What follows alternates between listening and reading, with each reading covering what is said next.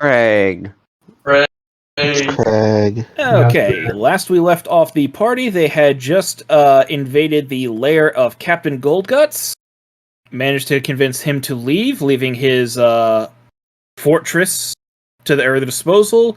Due to some of her minor help, they offered his ship to Captain Saltwater Taffy, because the party really doesn't need a ship of their own.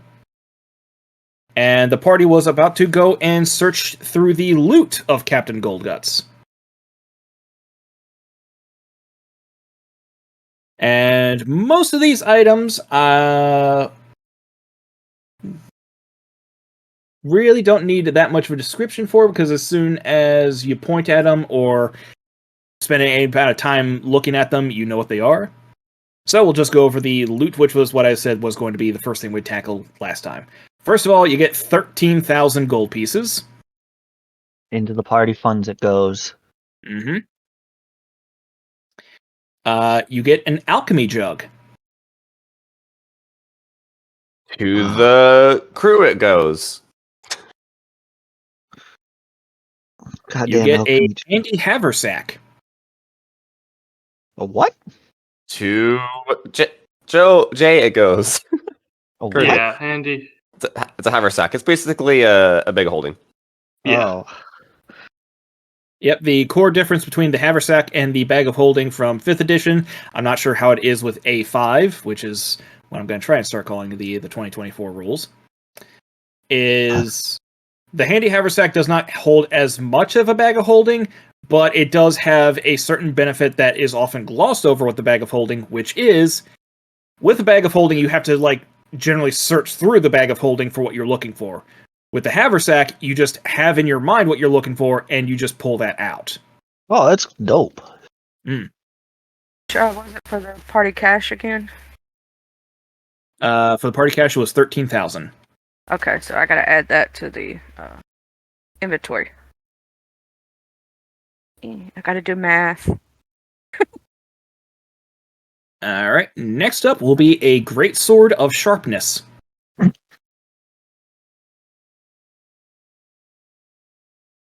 Great Sword of Sharpness. When you attack an object with this magic weapon and hit, maximize your weapon damage dice against the target. When you attack a creature with this weapon and roll a 20 on the d20 for the attack roll, the attack deals an extra 14 slashing damage, and the target gains 1 level of exhaustion. Well, wait. Who was besides Only the slimes wield a great sword? Yeah, I was about to say. I'm pretty sure they are. Unfortunately, I mean, Mao could use it, but I heard there was a mall in here. There is. So I don't know who would use it. We can hold Have on to Clyde it. use it and just drop the shield as needed, but... Yeah. Next up is Mace of Smiting. When you roll a 20 on an attack roll made by this weapon, the target takes an extra 7 bludgeoning damage, or 14 bludgeoning damage if it's a construct. If a construct has 25 hit points or fewer after taking this damage, it is destroyed. Hold on a sec. That was a what, sorry? Taken care of. That was a Mace of Smiting. The party cash is taken care of. Yay. See here. Next up is...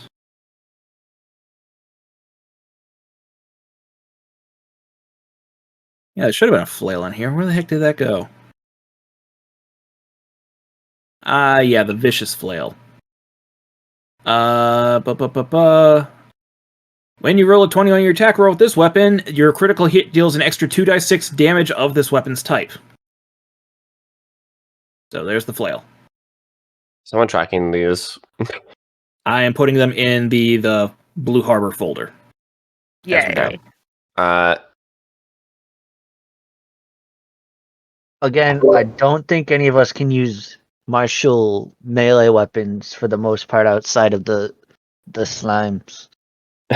If I remember correctly, any weapon can be a vicious weapon, correct? Yes. Okay. just like anything can have the sharpness feature. Yeah. But any melee weapon can have that. Mhm. Next up is the Bone Counter. This weapon is a magical +2 mace called the Bone Counter. Whenever this weapon is used to destroy an undead creature, a single silver piece appears in the wielder's pocket. Oh, neat. What is it? The bone cat. Yep. I mean, Purdy will take it. Purdy will take it. Let's see here. It's a mall. It's a mall? No, it's a mace. Oh, mate, sorry. Oh, okay, never mind. I thought it was just like an item. Ow. And I was going to save this for a little bit later, but I think Jay might appreciate it now. A Flame Tongue Kopesh. Oh! While holding this magic weapon, you can use a bonus action and use a command word to cause flames to engulf the damage-dealing part of the weapon. These flames shed a bright light in a 40-foot radius and dim light for an additional 40 feet. While the weapon is ablaze, it deals an extra 2d6 fire damage on a hit. The flames last until you take a bonus action to issue a command again, or until you drop, stow, or sheath the weapon. Huh. And that... That is pretty cool. Good old flame tongue weapons. All reliable. Next up after that, Goggles of Night. Oh! We're My back. dark vision, it's returned. There is a god. Jay, you also get your Duplicitous Manuscript. Ooh. I thought I had put that in here in the list. Does not look like it, but hey, you knew this was coming, Yeah. so you know exactly what you have. Yeah. And the last one for right now is this one, especially for X, because he was looking for this. The Reveler's Concertina. Requires attunement by a bard. While holding this concertina, you gain a +2 bonus to the saving throw DC of your bard spells. Additionally, as an action, you can use the concertina to cast Otto's Irresistible Dance from this item. This property of the concertina can't be used again until the next dawn. Wait, what the fuck does that spell do? Let's You dance. Yep. Yeah. Oh, wow, that is a very high level spell. But it is a very powerful spell. It automatically hits. There is no saving throw to resist. It auto hits. And then they have to use a saving throw at the end of their subsequent turns to try and get out of it. So X really gonna give it to him? So there wasn't a mall. Okay. Oh, this isn't. Damn it. Eric has to make it. I thought I put them all in here somewhere. I don't know where the heck that went. Yeah, I'm not. I can't see them. I might have gotten it confused with the bone cutter, the bone counter. Wait, they changed autos between 2020. Or there was 2 maces. They changed autos between 2014 and 2024. Just a sec. I'll look up the new autos rules. But It's, hey, if you want to change one of those maces into a maul, or possibly the flail into a maul, by all means, I have the new one right here, Eric, if you want me to just read it. please do. Still in action, range 30 feet. Nothing like that has changed. One creature that you can see within range must make a wisdom save. On a successful save, the target dances comically until the end of its next turn, during which it must spend all its movement to dance in place. On a failed save, it is charmed for the duration. It must use all of its movements to... while charmed, a target dances comically, must use all of its movements to dance in place, and has disadvantage on dex saves, attack rolls, and other creatures have advantage on attack rolls. On each of its turns, it can take its action to repeat the save. So they just baked in a save at the start. Yeah, but also so it still automatically hits them. Like they're still going to be spending. Yeah, their there's next no like turn attack dancing. roll, but there's a there's a chance that if they succeed the wisdom save, they just dance that turn Yeah. instead of it being prolonged. So functionally, it's still the same, but they're also charmed while If they fail. if they fail their save. Yeah. Also, No. it requires their action to make the save. Yes. So if they don't have an action via some other That's the tomfoolery- same as the old version. That part isn't changed. Oh, I'm just saying, if they don't have an action, Yeah, that's true. they can't save out of it. Yeah.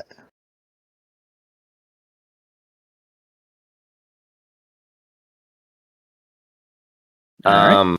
To be fair, I wasn't paying attention entirely to with the other ones. And we have a Mace of Smiting. There's a great sword of sharpness. Maybe the Bone Crusher was supposed to be a maul.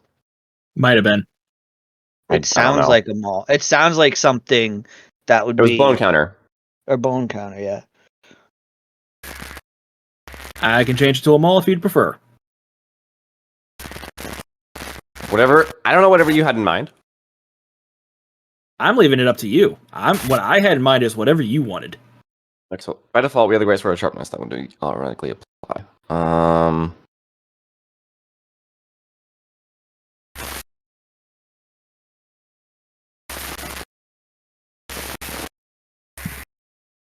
Oh, okay. You just had the chance to uplift someone's limbs.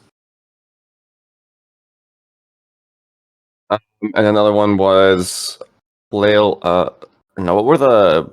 So there's Mace of Smiting. What was the other mace? I also had the Vicious Flail. Yeah, you got the Vicious Flail, Sword of Sharpness, Mace of Smiting.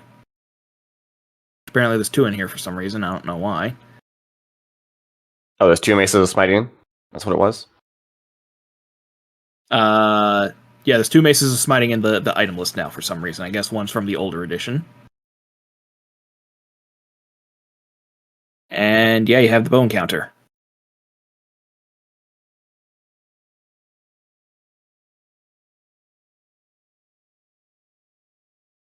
I don't know that I care. Bone Counter just gave you a silver. Did it have any bonuses to it? And it's also a +2. Oh, okay.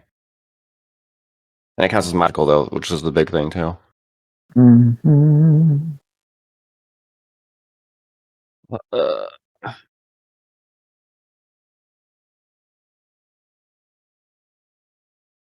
I'll flip a coin between that and the Vicious Flail. Heads. Oh, the Vicious Flail, is that magical? Protects? I Yep. just done the plus to it. It's just the thing. I'll flip a coin. For some reason, I can't see those items in the thing, and I don't know why. I couldn't see any of them. I just have pulled them up on Wikidot. That is weird, because everything that's in the fold you guys should automatically have ownership of. I can see the adamantium armor. If I type in bone, there's nothing there. Yeah. Okay, then. I just thought I'd tell you, because I was over here looking like I was going to try to, Oh, there we read go. the new things. Oh, we have a hunter. Yep, I just thought it was, they had the baked-in convenience that if I just dropped it in a folder that you guys owned, then it would automatically default the item. Apply to whatever the owned. folder settings are. Like how most other fucking folder things work. Yep.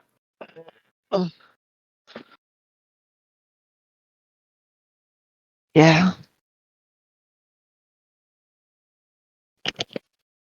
Let's see here. There's the Flame Tongue. I think it's Got fitting this if we do the 500 as the bone counter. All right. There we go. Well, Okay. now that you're the owner, you can change the settings in that one while I go down and make sure that everyone has whatever. Now we'll take bone counter.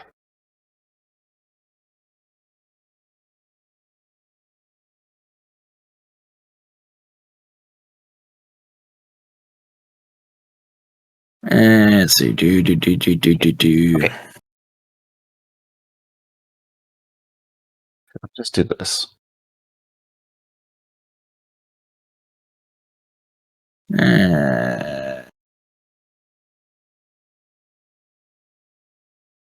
And then Jerry's got his stuff back. Some of it. You mean Curdy? Curdy, yeah, sorry. Yeah, I was going to say, didn't lose It's so it. confusing because you're Jay and he's playing Jerry, and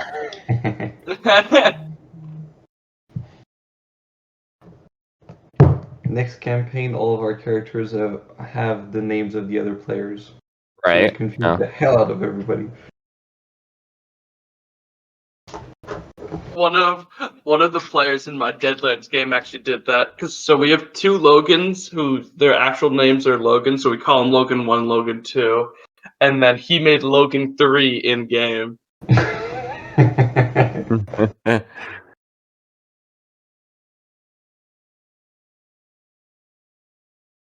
All right. So with that one, the party has the loot. Is there anything else that they would like to do at Skeleton Key?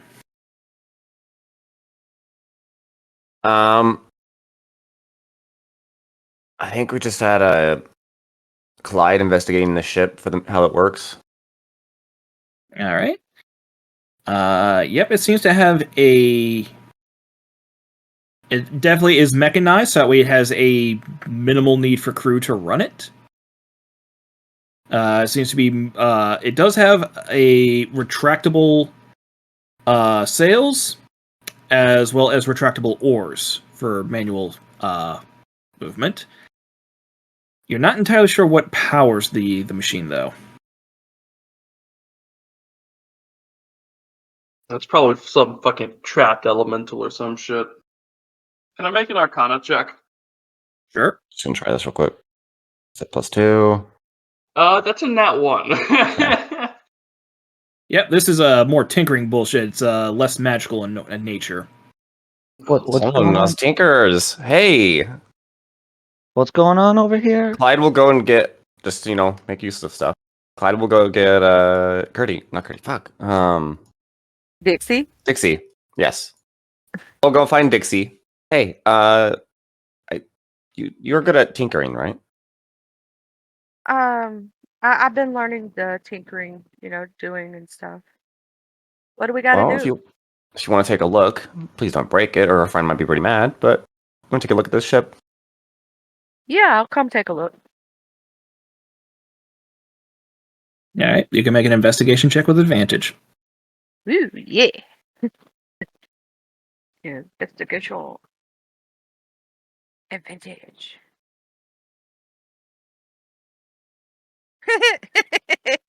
I kind of suck at investigation. Still No, learning, like you insight. said. Yeah, I'm still learning. No, I There's a feel- number of systems that you're not entirely sure what they do, and you're erring on the side of caution about how they work, because if this is an experimental, unknown power source that's running this whole thing, probably best to not, start cracking things open to look inside. Mm-hmm. Guys, for my expert opinion, I suggest don't mess with this too much till we learn more about it. You might break It's something. Jerry powered. It runs on spite. I mean, you did run it. Previous campaign did run into a Jerry-powered machine, and there may or may not be another machine out there that is running on spite.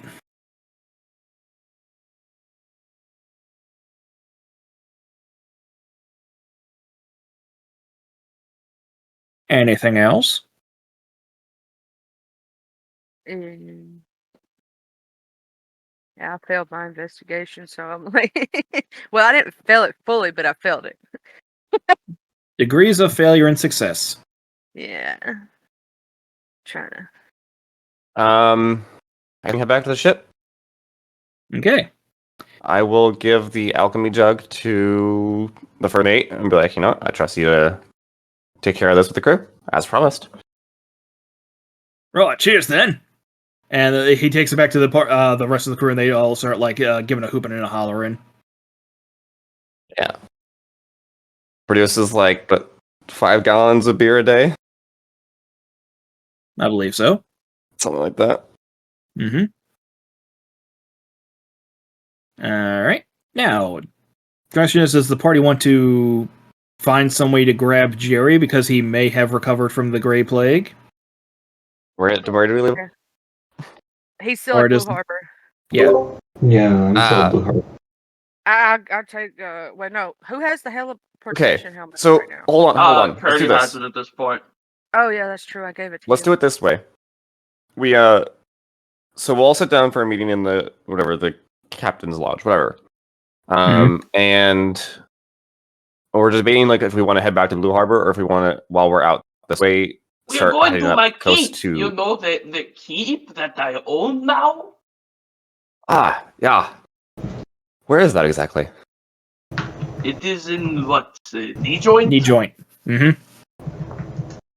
What place is a knee joint?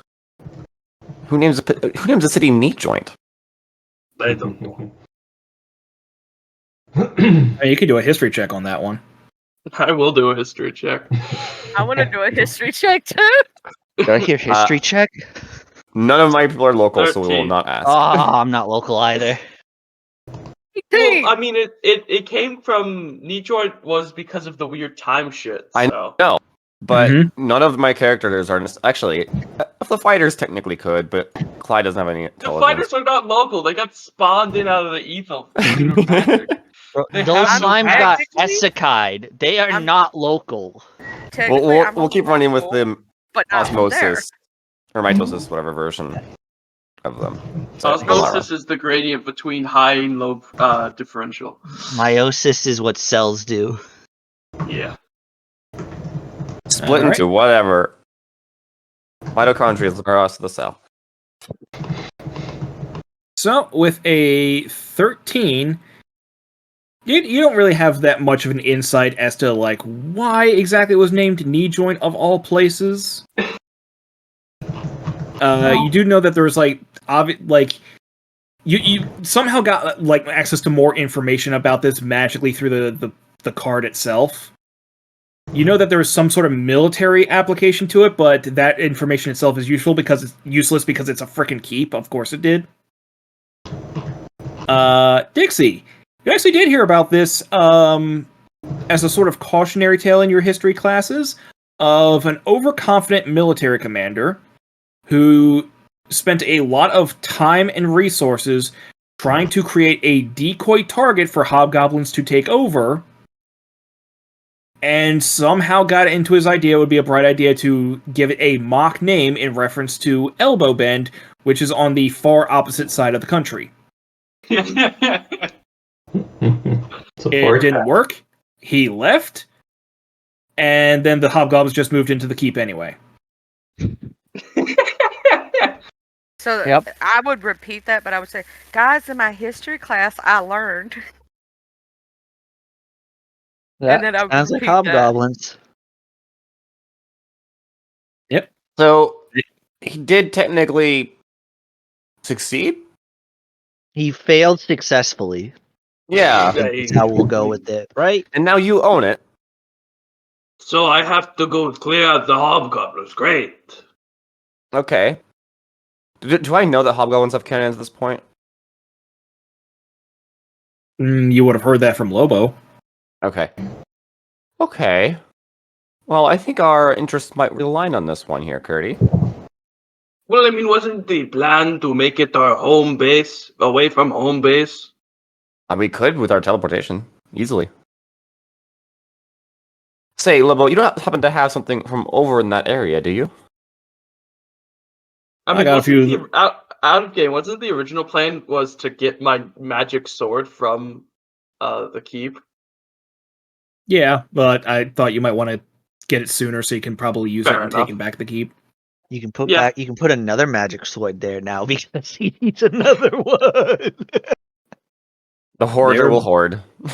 I bring up to Curdy. Hey, Curdy, do you think we could go check on Jerry and see how he's doing? I mean, I can just like send him a sending spell. Oh, hold on. Let's get where we're going.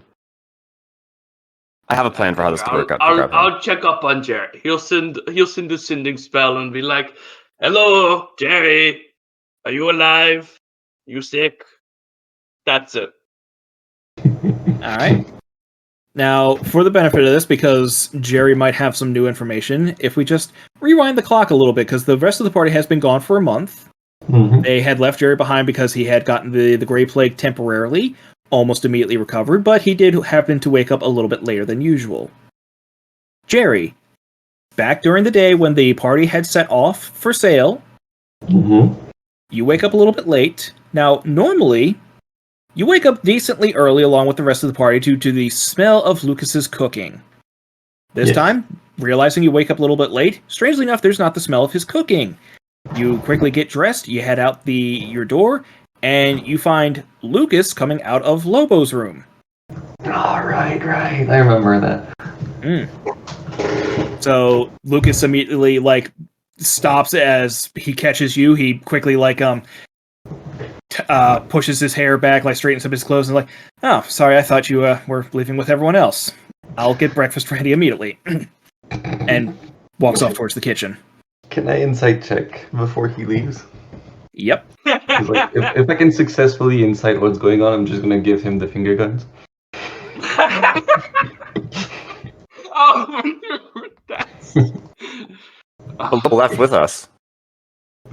Yep, Lobo left with you. So Lobo got up early enough to leave with you guys, and... Oh wait, Lobo is on the boat? Yep.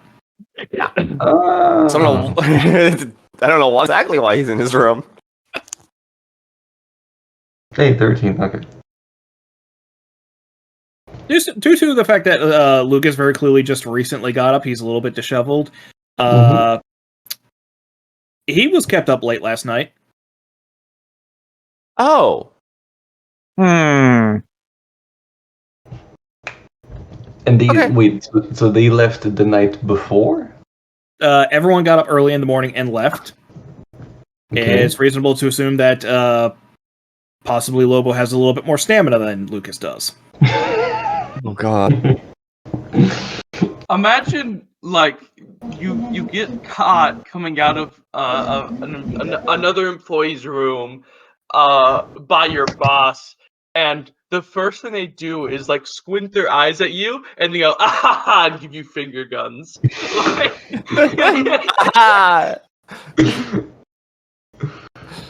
Oh my god.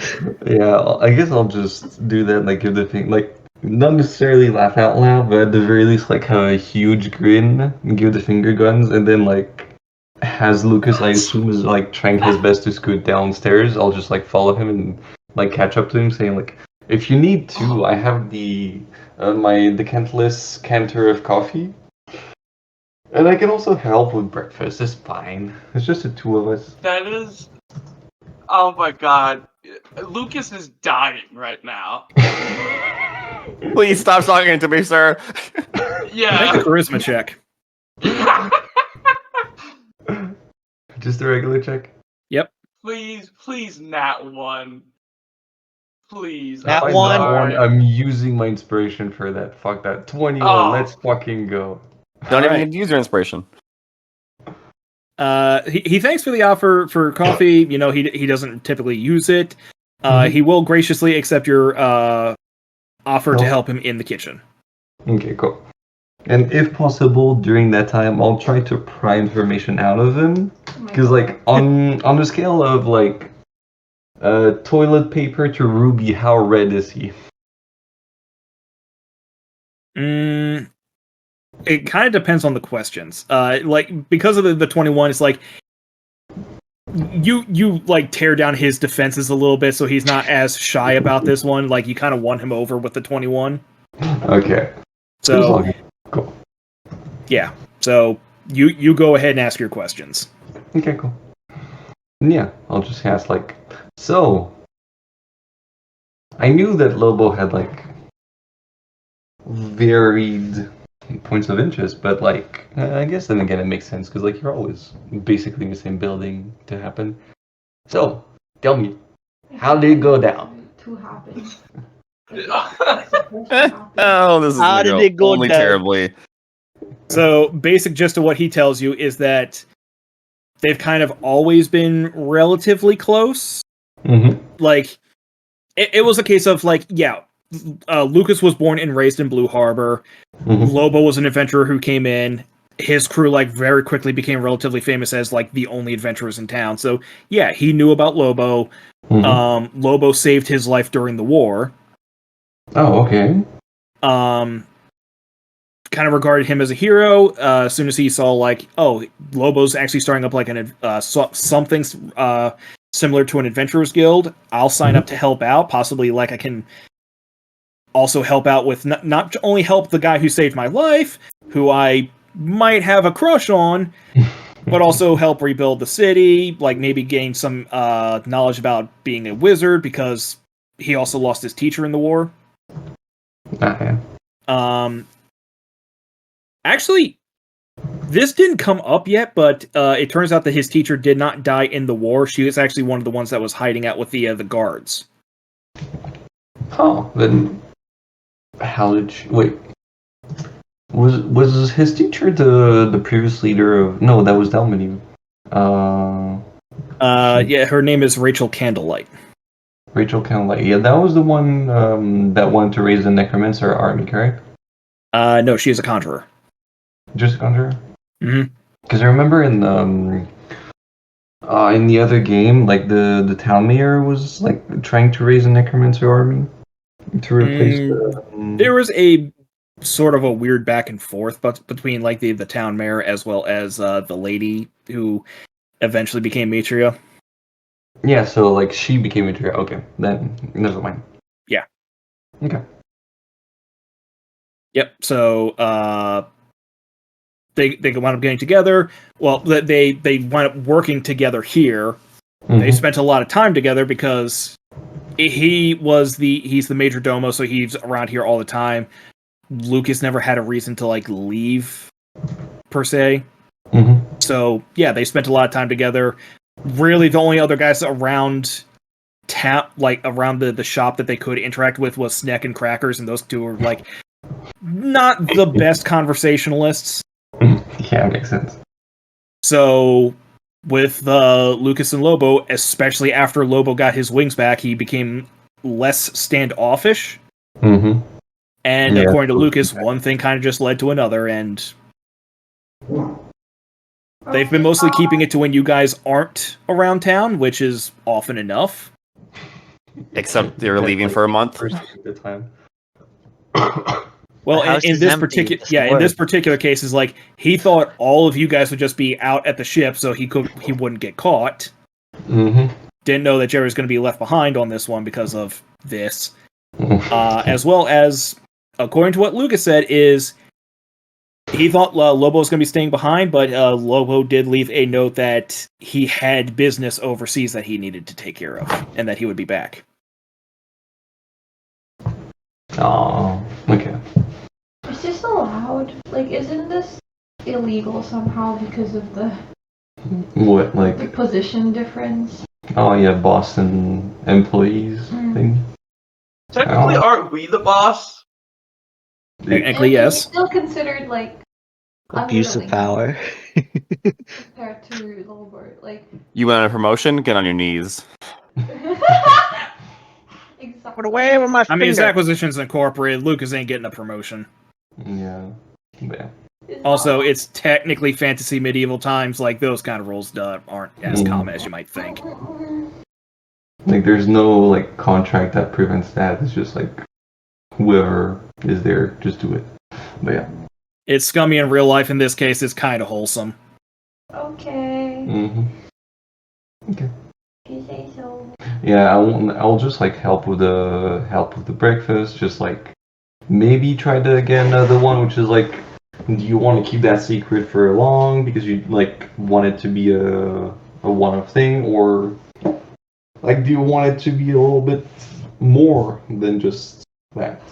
And maybe at some point when that. So Lucas says that he's kind of happy right now with how things are. He's not too concerned about keeping it a secret. He's worried about like how some other people might respond to Lobo in this one. Like it's very clear Lucas's concern is more heavily with Lobo in this situation, like how people might react to him, knowing that those two are together. Not trying to push the relationship beyond what Lobo is comfortable with. So yeah, it's a case of like, maybe he might like things to be going a little bit further later on, but for right now, he's comfortable with how things are right now. as you guys are chatting, he does let slip that he, so far the only person he's really had a chance to talk about his relationship with is Newt. I mean, yeah. Not sure how good of a advisor he would be, but he seems to be understandable as well. So, yeah. Yeah, Really Lucas understands like Newt is a very different personality type from himself, but this is at least one thing that the two connect on. Mm-hmm. Yeah. So, Well, yeah. Jared's just gonna say that he's happy for him to at least like get a shot at his crush, sort of, and then just continue helping as much as possible. all right. And I do want to make sure that you're operating from it as full of information as you would like to have access to. You do remember that Romula also has a crush on Lobo. On Lobo? Yep. Yeah, that's what I remember. Like, because that's what you said about him with the ring, is that he like big buff woman and and slinky boy. Yeah. So you don't know about Lobo's opinion necessarily of Romula, but you know Romula likes him. Mm-hmm. Very much. I wonder, should I tell him? I don't know, I feel like the more we advance with Romula, the more the relationship between the party and Romula degrades. Between the mission that we fucked up. Like, That's just pulling courteous. her out. Just pulling her out for, like, dangerous missions and, like, nothing much more. Like, I don't know. Jerry, you have a month. You should go take Romula on a date.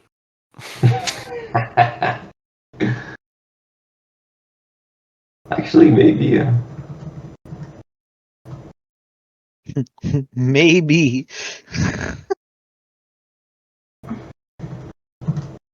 You're basically Jerry. Or Lobo. Jerry's basically Lobo. Well, I don't like where that's going, so... I don't know. Maybe he shares more similarities with Nitzel. There's a good chance, yeah. Well, he's gonna kill Nitzel anyway. Or Opal. Man. Desecrate the grave. Okay. Fuck, I said I wanted to do something during that month. I completely forgot what it was. It was training something. Oh yeah, it was training the Mind Palace thing. Oh yeah. Yep. So yeah, the party will have been gone for a month by the time you get the sending from Curdy. So yeah, you can get yourself that feat if you would like. Yeah, the Intellect Fortress feat. Yeah, that's what it was. Mm-hmm. Oh, where's my notes on Okay. Yeah, and I guess during that time, assisting with everyone, keeping track on what's going in and out of the town. Maybe like going to see Githa once or twice, and keeping an eye on the church boy that came in town. Lysander. Yep. Yep. Lysander seems to be like a real beacon of the community. Like he's going out, he's organizing, he's helping, he's making sure like everything is getting done. He's giving motivational speeches that mostly seem to resonate with the flock, but also like some of the locals like start attending towards. Mm-hmm. Yeah, so he's gaining popularity. Mm-hmm. Yeah, he's really gaining popularity in town.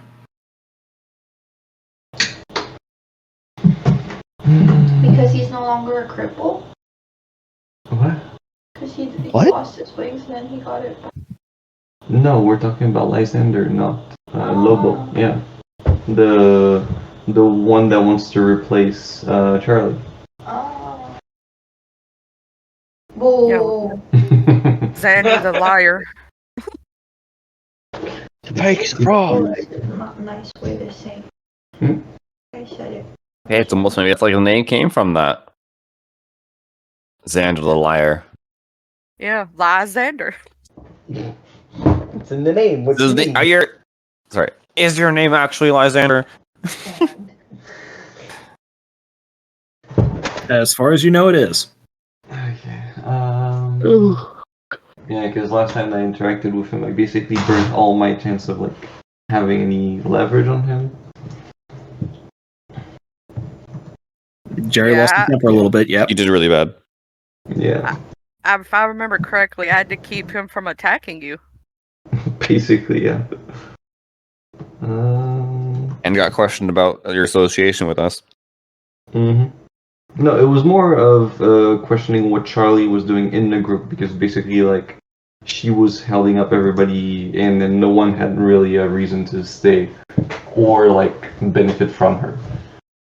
It was more so the fact that, like, as far as Lysander's like put out to her, is the rest of you guys seem to be self-serving scumbags, and rather than her trying to change you for the better, she's just enabling you. Yeah, that's what it was. See y'all as good people. He was trying to convince me to turn on all y'all too, and I didn't. Yeah. Charlie, I'd like for you to roll insight for Dixie on that one. That's what I felt in my feelings. Right. Insight your own feelings.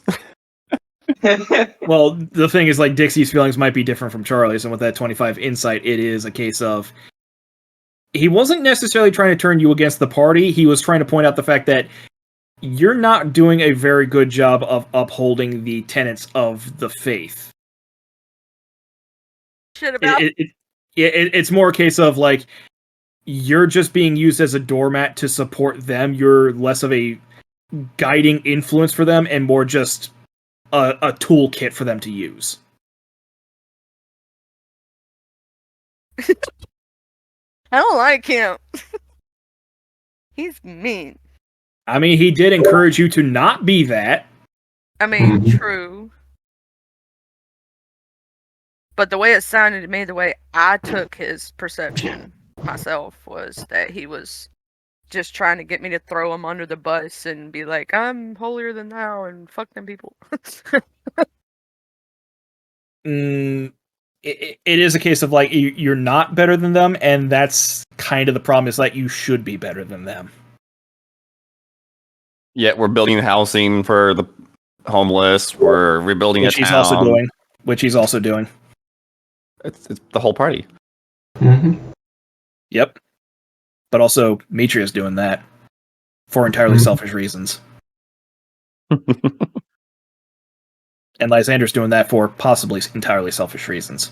So everybody who built house in this town is utterly selfish. At the end of the day. You make a house yourself. Yeah, you don't really know if anyone in here is being entirely altruistic. I mean, as long as it benefits the town. Which is what he'll be using as an excuse. I can't be evil because I'm building houses.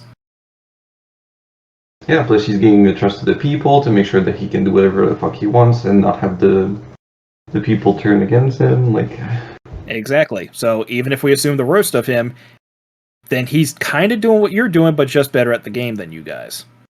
Yep. So someone needs to stop him. I'm trying to stop this man from being so charitable. Yeah, exactly. Deny his charity. No, I was thinking of, like, trying to uproot his workforce. Put them on strike. Have them unionize. Yeah, or just be, like, very inefficient at their job, like, do poor quality check, create unsafe structures, that kind of thing. Okay. Jesus Christ. We're gonna stick You're supposed to be the cornerstone over Ocean here. Ash. Would that reflect on him or them, and they get in trouble for that, and innocent people go down? And, you know, because he's going to turn it, in my opinion, this is just mine, the type of person he is. Well, I told them to do better, but, you know. Yeah, but it doesn't change the fact that he is trying to portray himself as a beacon of basically everything else, and, like, making him liable for the people that he brought in, which so far he has shown to be, means that if he doesn't do anything to change that, shows that he is a poor leader.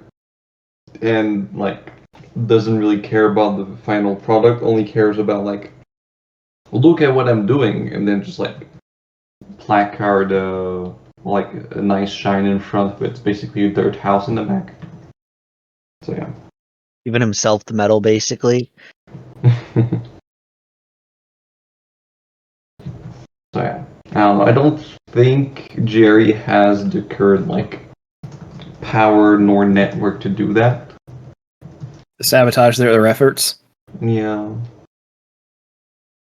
Because I don't know. With 3k gold, could I use the guild to basically sabotage them over like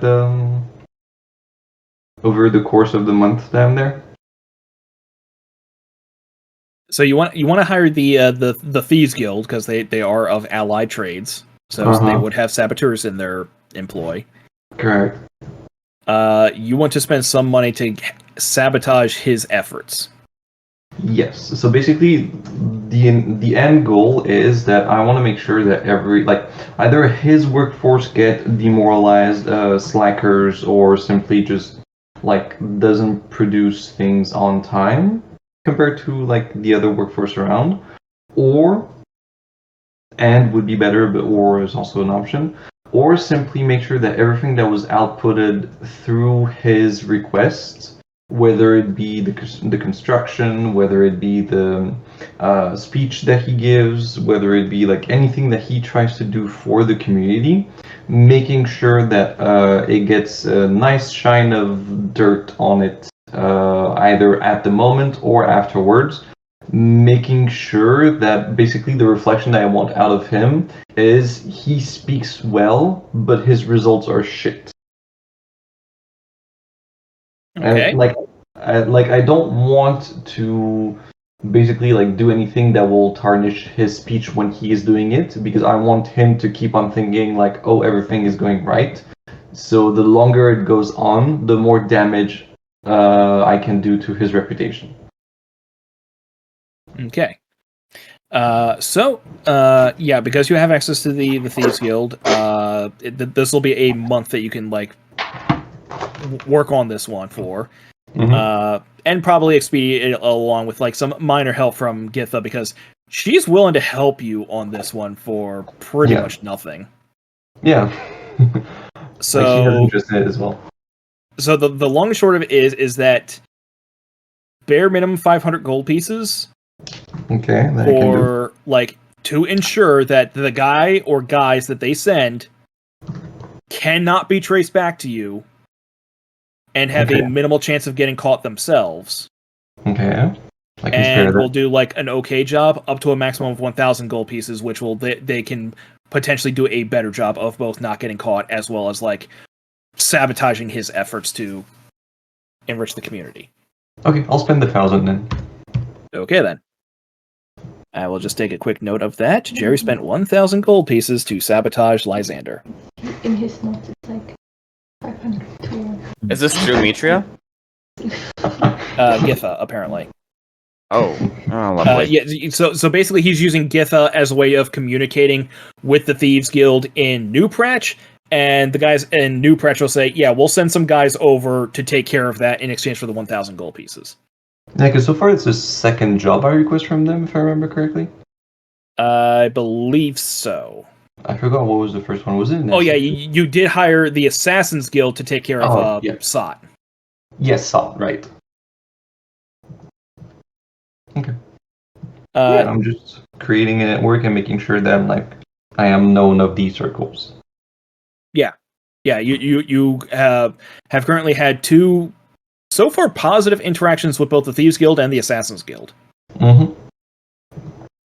So good on you. With that being said, that is a generally productive month for yourself. So, Jay, if you would like to send that sending message now. Yeah. So, what does Jerry respond with? Yeah, I'm alive. I'm keeping the fort up as much as possible, trying to make sure Lysander doesn't overtake the town, but, everything's going well. Curdy will basically turn to the rest of the party and be like, all right, Jerry's back up. Give me a second. He will do the teleportation helm to Blue Well, Harbor. you don't have it. Harbor. I have it.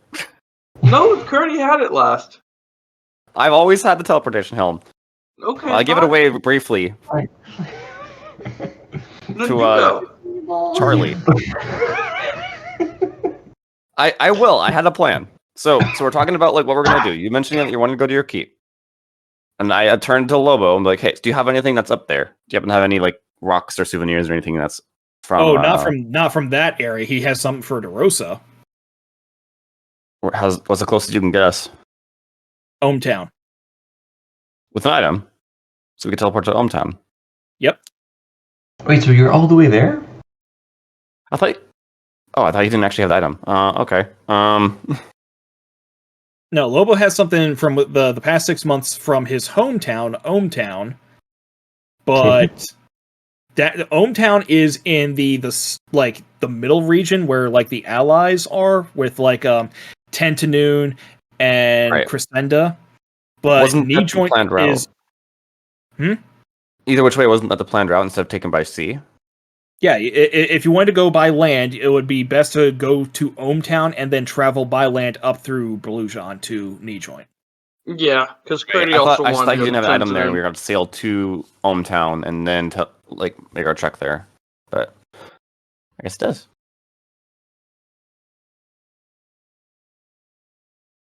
Okay, He so did you- not I have don't know. one. He did not have one before you guys went to Tortugan.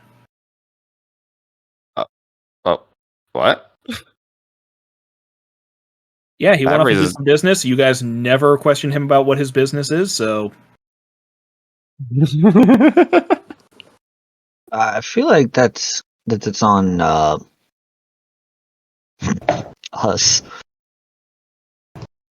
Oh, wouldn't it be funny if Lobo actually is the BBEG, but Vel keeps worrying about Githa, who's just minding her own damn business? I'd believe it. I mean, just the fact that many other NPCs have told us that he is the BBEG or not trustworthy is just like either he's doing a really good job at keeping shit for himself, or like You guys just don't ask questions.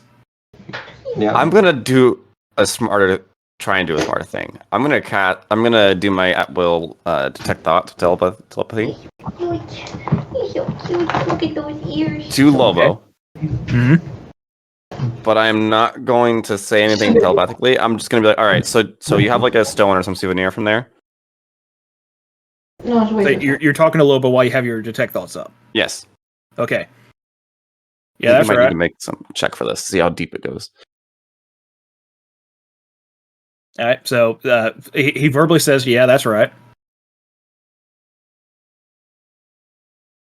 Well, I'm detect thoughts. I need to get this pull this spell up. Mm-hmm. Okay.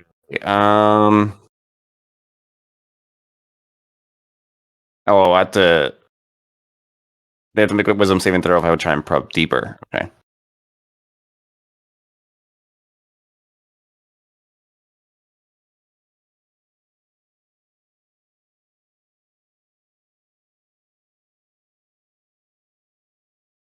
Interesting. Okay. So I'm trying to think. How could I subtly try and figure out what he was doing with it? Actually, no. Okay, I'll just go subtly. So you didn't think that we could deal with his magic armors? Just to go back there real quick.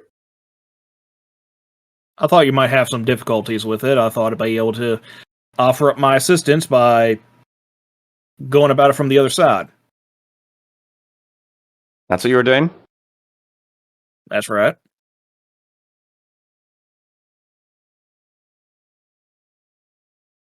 You're not hearing anything from his mind that indicates otherwise.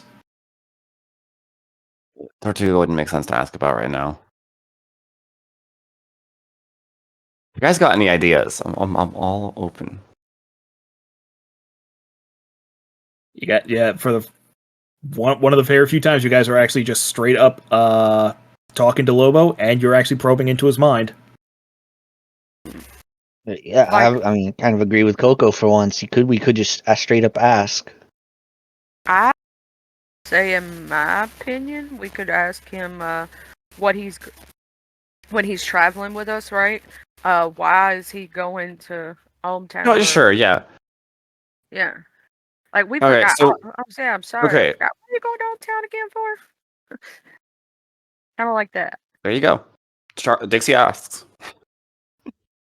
Yeah, because I mean, people see me as ditzy anyway, so Okay, so you're asking him why he wants to go back to hometown. yeah. Or just Like- why he's traveling with us too. I was like, I'm so sorry, I forgot. You know, so much has went on with us having to deal with this guy. I forgot what are we going to hometown again for? Well, in the case of hometown, is you guys wanted to go there because it might be the safest route to get to knee joint. I wanted to go there because I got family there.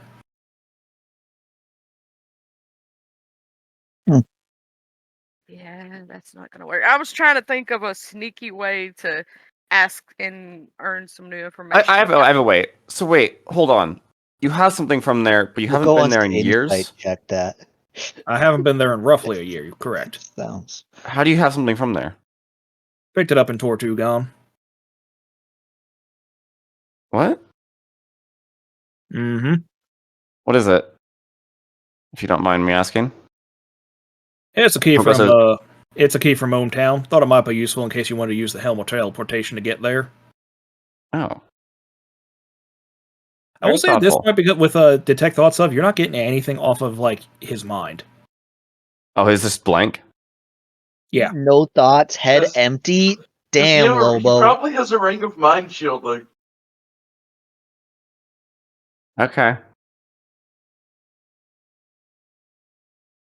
I guess not waste a spell. You will while we're just casually chatting, check in with my crew mentally. But what I will while we're just having this chat.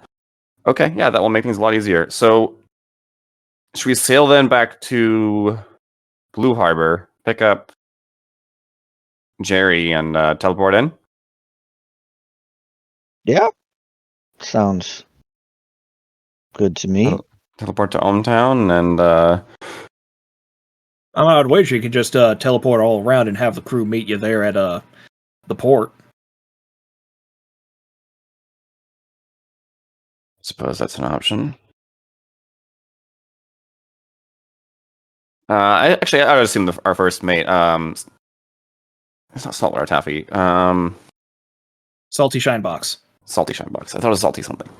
Mhm. I'm assuming he'd be in this meeting. Salty, what are your thoughts about that? Hey, we could just easily sail to the port to, on the eastern side of the island. It's less than a day's travel away from hometown itself. Not a big deal. If you want to be teleporting back to Blue Harbor to pick up Jerry and then teleport to hometown with or without Lobo, I don't know how many people you can take with you. Magic isn't my strong suit. I know about ships. Mm-hmm. Do you want to? Oh shit! Wait. Hold on. We got to count. I think it's 8. It's up to 8, I think, with the helm. So we got. Oh, okay. Charlie, Curdy, Jerry, myself, Mao, Clyde, Yosa's character. So yeah, Jack. Are we bringing your mount Jazz, Coco? I mean, I would prefer, but if you can't, you can't. Oh, actually, we can't because we got Lobo, right? That's 8. We have 3 uses, right? Why not just teleport the main part of us to home, go back, grab Jerry and his mount, and teleport them? And it resets in a day, right? That would be an We're gonna- option. We're gonna spend more than a day in hometown because we got to go all the way to New Joint. So you can Well, you might teleport. spend a day in hometown before you start moving on to knee joint. Yeah. So Well, okay. No, that's a good point, though. If we teleport all of us over and then go get him and come back, then that would work.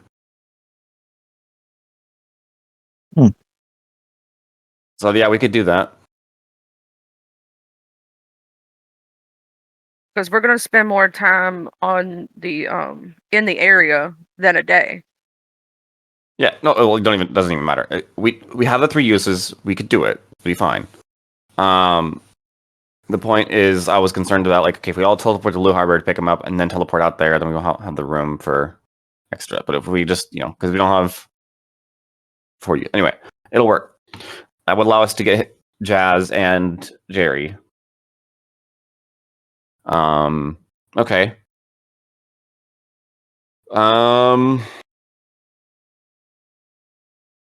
Okay, on that subject, is there any... How safe are the waters in the way here from here to hometown? I'll ask Salty. Roughly safe enough. We might have run-ins with some Sahuagin, but based on how you took care of Captain Stench, should be pretty trivial. But you'll be traveling without us, possibly. Oh! Might want to leave someone with us then. Got it. I mean, I can stay. I'm in no rush, personally.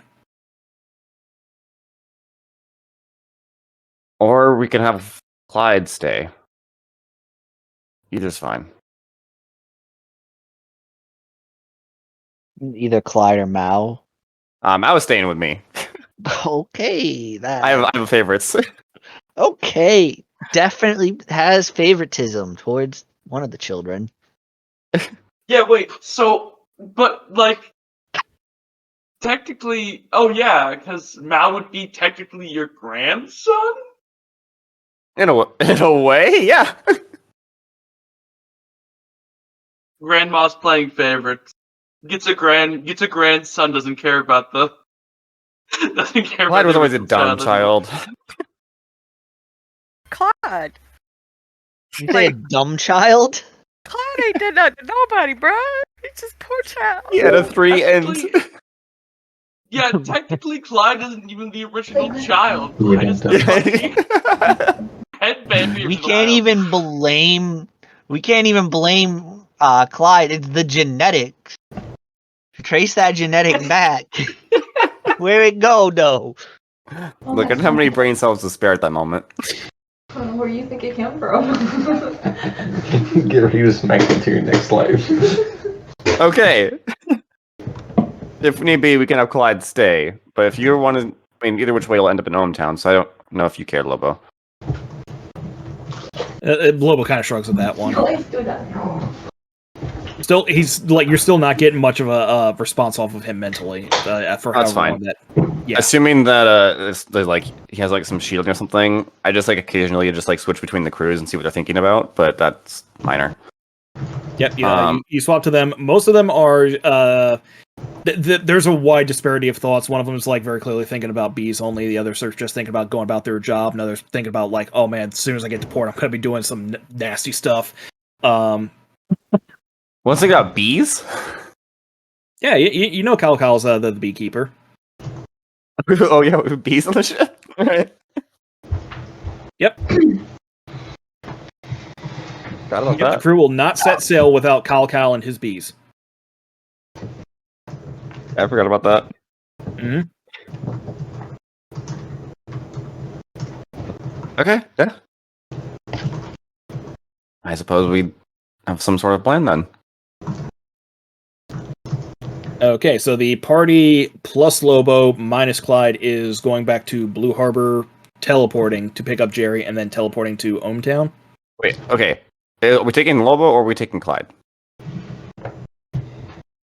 Take Lobo. I vote for Lobo, but Yeah. You're not here, Jerry. I vote for Lobo. Lobo won't be joining us on our adventure, though. He'll probably be staying in Ohmtown. Buying yeah, their we'll be vacation. better for him. I mean, here's the thing. They're gonna dock right near Ohmtown, right? Yeah, but it's going to take them like weeks, isn't it? Yeah, it'll take them a couple weeks. So Wouldn't it? you guys can trek by foot up to the knee joint and then possibly teleport back to Ohmtown, and then you'll meet the ship there. I'm just saying, do we want to be without Clyde for this mission and take Lobo to Ohmtown immediately, or have Lobo get here right when I we're mean, about to... Lobo stated that he was okay with selling. himself. Yeah, so I'm like, it's a and coin he flip. would be a good protection for the boat in case they get, somebody tries to rob them or something, right? And I don't he's gonna think make Lobo sure. will lose in a fight. Yeah, and so I believe, in my opinion, if he's cool with staying behind, he would be better to leave on the ship to protect the people Okay. that are on the ship. But that's just my opinion. And if the ship goes down, and we know Lobo was on it, then we kind of have more of a reason to not like Lobo Actually, at that point. It is a maybe kind I of should leave test. Clyde as well with Lobo. Just keep It's a an eye on test. him. Well, I mean, if the ship goes down and it kills him, how are you going to find That's any not what I'm different? worried about. I can't read his thoughts for some reason. Right? A little weird. Yeah, but that's also leaving your man behind to possibly something happen to him, and vice versa. We know he's not necessarily going to do that to the crew because they're part of Blue Harbor and he doesn't want to look bad in the eyes of Blue Harbor. He could possibly change your man to where your man is loyal to him Or- only. He could change our crew subtly.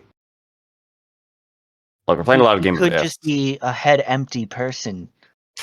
That No too. thoughts. I would point at him, but I pointed at him before. It's He's going a to tell me the same himbo. thing. It's going to tell me the same thing as it told me before. Is that ever one to stop you, though, Dixie?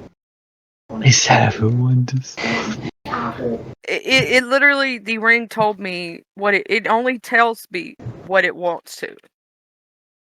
So it's not going to necessarily give new information per se, I don't think.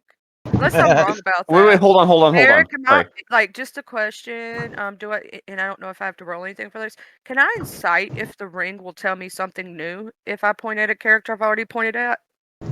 Under certain circumstances, the ring can tell you additional information or different information. For example, that one time when you pointed at the apothecary, it gave you a description of the apothecary, gave you his name, gave you his occupation, didn't tell you his race, and gave very general information. The information it gave you was accurate, and then later on you found out that the apothecary was a green dragon. It now listed its race, and gave a little bit more context for the information that you already knew. So, like, I totally would like to, like, walk behind Lobos so he can't see me like I'm walking across the ship to something else and just kind of point at him. Alright, let's see here. Just reading through the description I had written up for him. Because wait, last time the worst thing that was said about Lobo is that he was actually Asmodeus or something? That was something that you learned from the dwarf. Sledge. Yeah, the crazy one. Let's see here. Lobo Sledge McCree, with a Tiefling hammer. Gunslinger. Apparently classic swords and sorcery fantasy isn't good enough for some people. Some people want to play cowboy and shoot guns and do it from 1,000 feet in the air like a cheap bitch. But this one smells like jerky and talks like Gitter done, so he gets a pass. Kind of. Born to 2 human parents and raised alongside gnomes, Lobo is a simple man. Lacking the knack for magic and never being the smartest guy in the room, he made himself a gun. As you do. He wanted to be a lawman, a hero, and that's where all the trouble started. One tragedy after calamity after catastrophe, one wonders if he ever should have left his small home. He'd all but given up after the loss of his wings, but a certain little startup company helped him get back his mind-clearing morning flights. Now this cowpoke has refreshed vigor. Who is Lobo McCree? A genius or a simpleton? A hero or a villain? Everyone you ask will tell you a completely different story, and I think that's hilarious, so I'm not going to help solve that mystery. But I can tell you 2 things for absolute certain. Lobo likes women who can beat him in arm wrestling and men who look good in dresses, and if he's not stopped, he will absolutely destroy the world as we know it. Wait, seriously? That doesn't sound right. Yeah, I remember. That's what was in the first time. And I remember also saying that I was going to cry if he becomes the BBG, and I think Eric might think that's funny and actually do it, and I'm really going to cry, like I'm not playing about But it. if you think of the wording of the ring, it just says that if he is not stopped, he's going to destroy the world as we know it. It doesn't mean that he's going to do it out of evil intention. He can just, like, make it happen because of what he's doing and his destiny being, like, put up to this thing. Roxy, please. Because like even if the rings likes being tricky, the fact that it never clearly said that he was evil and just the way that was like the end was worded makes it feel like it can't just be an accident simply because of like the path that he's trying to take. Also, Which wasn't I could able to? change. It could change over time if he decides different fates. Then again, if you really want to, you can just like tell him that the ring said that and ask him like what he knows about it. If he is really a nice guy, he's gonna try and cooperate. If he is not, he is going to push it away, and that will give you your answer. I think he's too Yeah. smart for that. Yeah, but then if we let him kind of know we're into something, we're going to become targets. Lobo, do you have a ring of mind shielding? Not to my recollection. Never been a big fan of jewelry. All right, just wondering. Quick question: wasn't I able to read his mind before he got his wings back? I'm not sure when you got that feat, if that was before or after that. I've had this feat for a long ass time. As a matter of if I used it or not, because I remember there distinctly being some time where we was like questioning him, and he was like just really sad. Possibly, he was sad for a very long time. How long does detect thoughts work?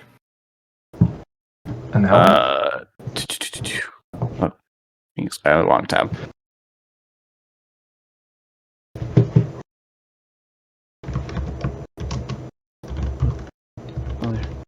Can you tell me just how long? A minute.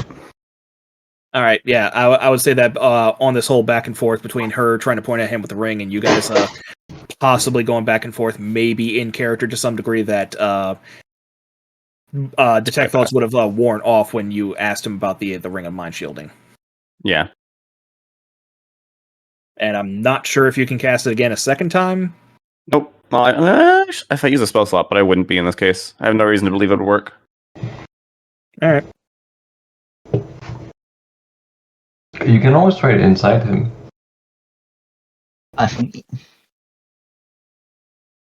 Pretty. Can I insight? I'm going to try. You know what? I was in the room. Yeah. Dixie's the one who walked out. All right, with another 25 from Dixie, he did seem to like genuinely be thinking about like if he ever had a ring of mind shielding, and he also seemed like pretty genuine that yeah, as you've known him, you've never seen him wear jewelry of any sort. So, like it might be like not only just a personal taste, but it might even extend to even if I got a ring of mind shielding, like would I really use it if I needed it to? Probably not.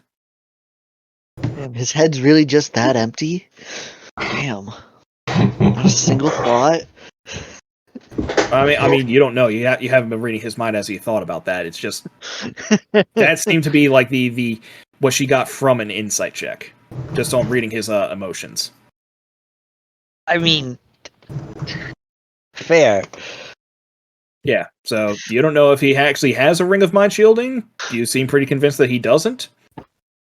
So yeah, based on what Dixie has rolled on her insight, he might just have a very clear mind. Or he's lying. And Or really both. good at it. Or both. That's also a possibility. Yes, he might be really good at it to the point where his passive deception score will be higher than a 25. Mm-hmm. I think it sounds like a BBG if that's the case, yeah. The last person who you knew had that ability didn't really had the potential to be a BBEG. Johnny could have been a BBEG I mean, if he tried. we don't like a lot of things he's doing, but he hasn't done anything directly bad. Even if he is like the Berkhamsted Devil and stuff. Which we don't think he is. I mean, technically the Berkhamsted Devil wasn't actually doing anything bad. All the Yeah, no, exactly. And we think it's Silver. Was taking out was actually bad guys. And, So and it we're pretty wasn't sure it's like Silver and her girlfriend or something, isn't it?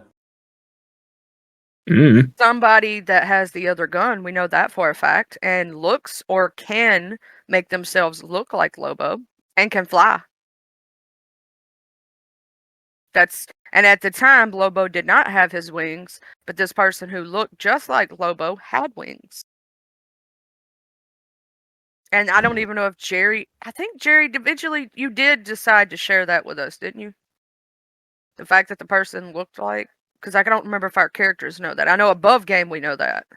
I know I withhold that information from the party for quite some time, but I think after I started confronting Lobo about it, I confronted Lobo about it in front of the group, and that's when the information leaked.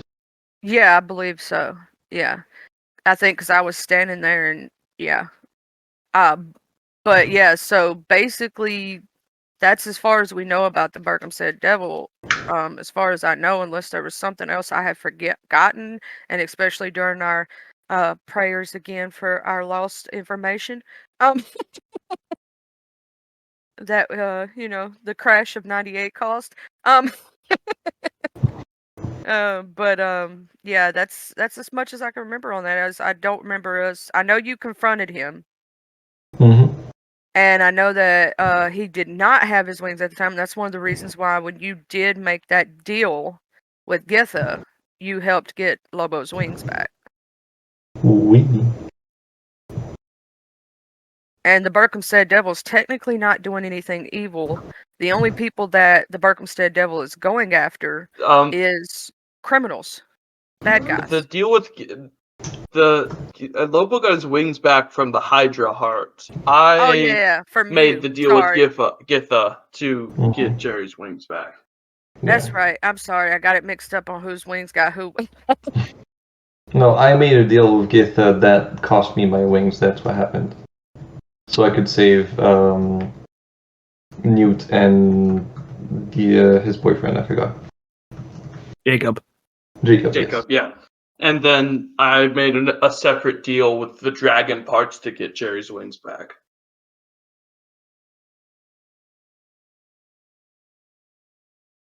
Yeah, Okay. I got that all So, mixed up in my brain. Ultimately, do we think he's a threat? Should I leave Clyde with him to watch him? So far, we have no reason to think that he's a threat. Yeah. Aside from like stuff like the ring, where he's, if he's not stopped, he'll destroy the world and whatnot. And a lot of the stories we've heard. I mean, we do hear different stories from people about like if he's a hero or a villain, let's take over the town and whatnot. So there is some suspicions, but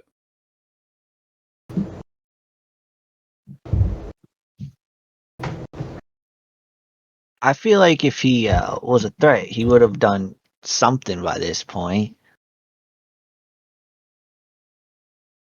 I mean, there's a lot of characters who you regard as a threat who haven't done something by this point. Mm-hmm. Yeah. Metria and Lysander. Yeah. We know Lysander's evil. Not like evil, but like at least very selfish.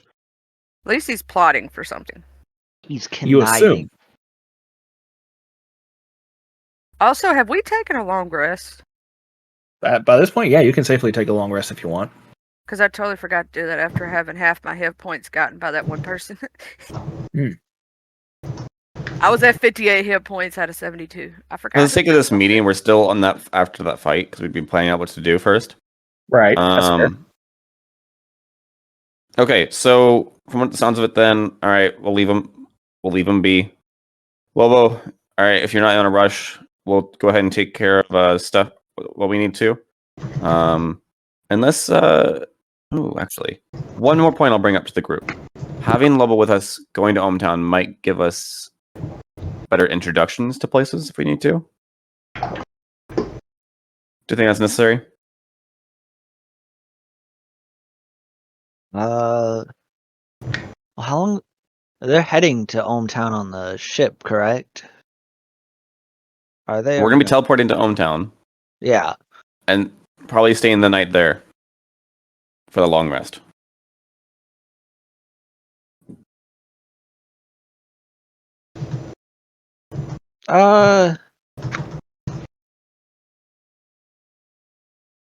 I still think Lobo's probably the best person to leave with the ship.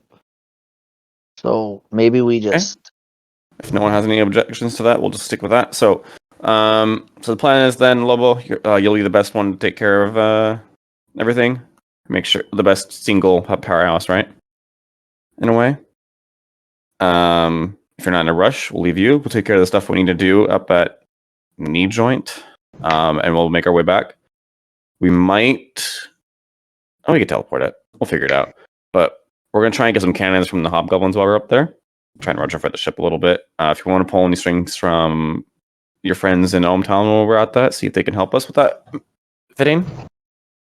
Not really sure if they can do anything to help you carry the cannons back out to Ohmtown, because that is quite a trek through Hobgoblin territory. Oh no, we can teleport them. That's not the problem.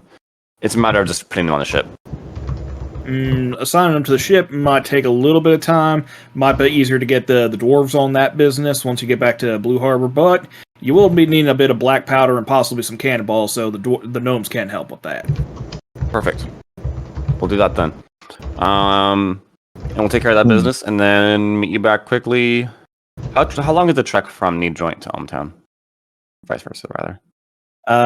From Ohmtown to Knee Joint will possibly be about 20 days. Oh, that's a. So you might have a couple extra days there. Okay, so we should meet about the same time. Give you a few days in Ohmtown, and before we're back. Mm-hmm. Can If do. you don't hear from us in like 24 days, 25 days, then something like that happened. All right then. So then we'll go ahead and talk to the crew real quick. Give Salty a firm handshake. Good job, man. You got this. See you in Ohmtown. All right then. And we'll go ahead and teleport the party over, and then I'll teleport to... Actually, real quick, do we want to grab anyone else while we're in town? Like Romula or anything? I mean, how many slots are being taken up just by us alone? We will Right, teleporting back. I think we're going to use a couple spells to get the cannons back anyway. But... So we're going to be in Hometown for a few days, just teleporting cannons. I mean, you can always go to Alzerod and ask if anybody needs to go where we're going from his group. So I'll teleport the party into Hometown, and I'll teleport then to Blue Harbor. I'll go to Alzerod, see if everyone needs to get to Hometown. He says that no one needs to get to Ohmtown, and probably best not to ask around if anyone needs to go back to Blue Jean, because, well, anyone who's worth their salt should be in Blue Harbor anyway, and anyone who wants to go back to Blue Jean, any of the hobgoblins, probably aren't going there for wholesome reasons. Got it. Thank you. I will pop into the HQ and be like, Jerry, let's go. We gotta go. Okay, yeah, just picking up Kaz and... So how'd it go? Good having a month alone? Yeah, it was kind of productive. Managed to work on some spells a little bit. I know, a sorcerer working on spells. What is this sorcery? We still don't know you're building a black market, though, do we? Or have you mentioned that? I don't think I've been open. That's fine. The only person I've Probably been not, because it's open... still a bit early. Yeah, haven't... I do have a note for the guy to show up at a very specific date to make contact with you about that one. Still a little bit too early. Yeah, we either don't have the infrastructure to spare for that, and just other things takes priority anyway, so... Okay. Alright, off we go. I will teleport Jazz and Jerry and myself back to the hometown with everyone. Yeah. Alright then. So with that one, everyone teleports to Ohmtown. It is a place with a lot of buildings built for very short people. It very clearly is primarily a gnomish settlement. However, now the thing is, this is a disparity between what your older characters would know versus what your current characters know. There is a lot more buildings for taller folk. They're not racist. They're not shortists anymore. The difference that Tentanuna's has done. Interesting. Mhm. Yep, they're no longer xenophobic isolationists. They're just xenophobic. No, actually, not even that. These guys are very open and inclusive. No. Yep. You come in and they're like, "What's your pronoun?" Yeah. Please fill this They formulary. have pronoun pins at the entrance. Well, I mean, if you're gonna throw my jokes right out there, fine, whatever. I'm sorry. Do they have stickers that say what you're into? Oh my. I mean, they kind of just let you keep that to yourself if you want to volunteer that. Cool. There's probably some guys out That there would be who are so into that cool. too. I love those stickers. Stickers are a little bit hard to come by in medieval fantasy world, but Careful, Gia's gonna invent them in the next game. What was it? The Take a bit of paper, put some honey on the back, slap it on someone. Cloth was like very Just expensive. in a lot of the games, Gia ends up becoming like a god type creature because she creates so many new things. you always been introducing a lot of bullshit into my worlds.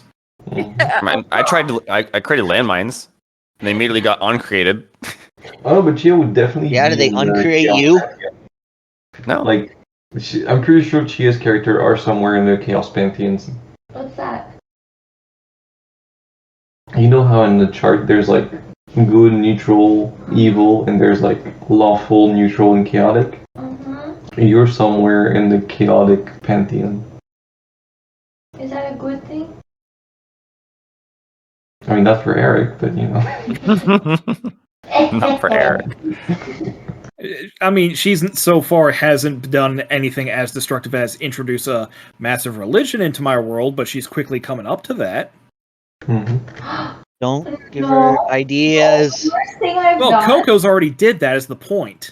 The worst Don't. thing I've done is just said that like was it goblins or something that like need to go mining and they put on their Crocs and put it on sports mode. That's it.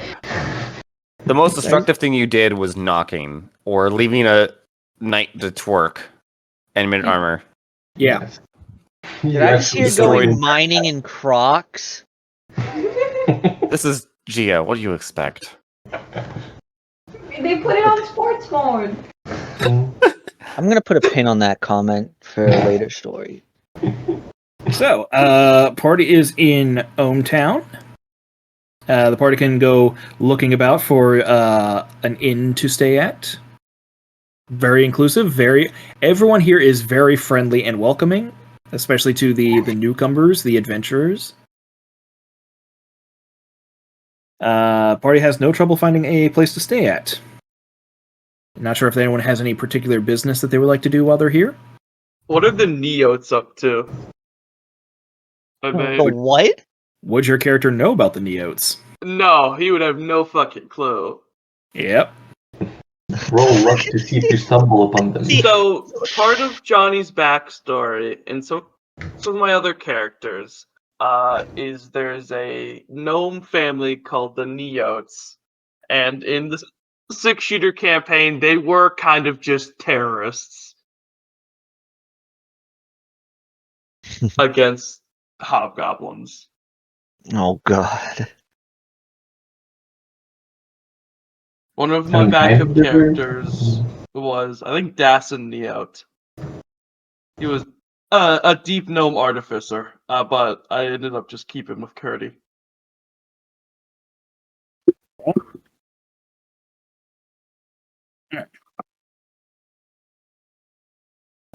So yeah, unfortunately, your current character is not familiar with the Neotes. Can't really comment. So, because we know that Lobos coming on the ship or whatnot, can we go around and tell people that Lobos coming to visit, or do y'all think that would be a good idea? Maybe ask around for where his mom and dad are at, his family, so that we can get acquainted. Or do y'all think we should wait for Lobo to get here for him? I think it's a great idea. I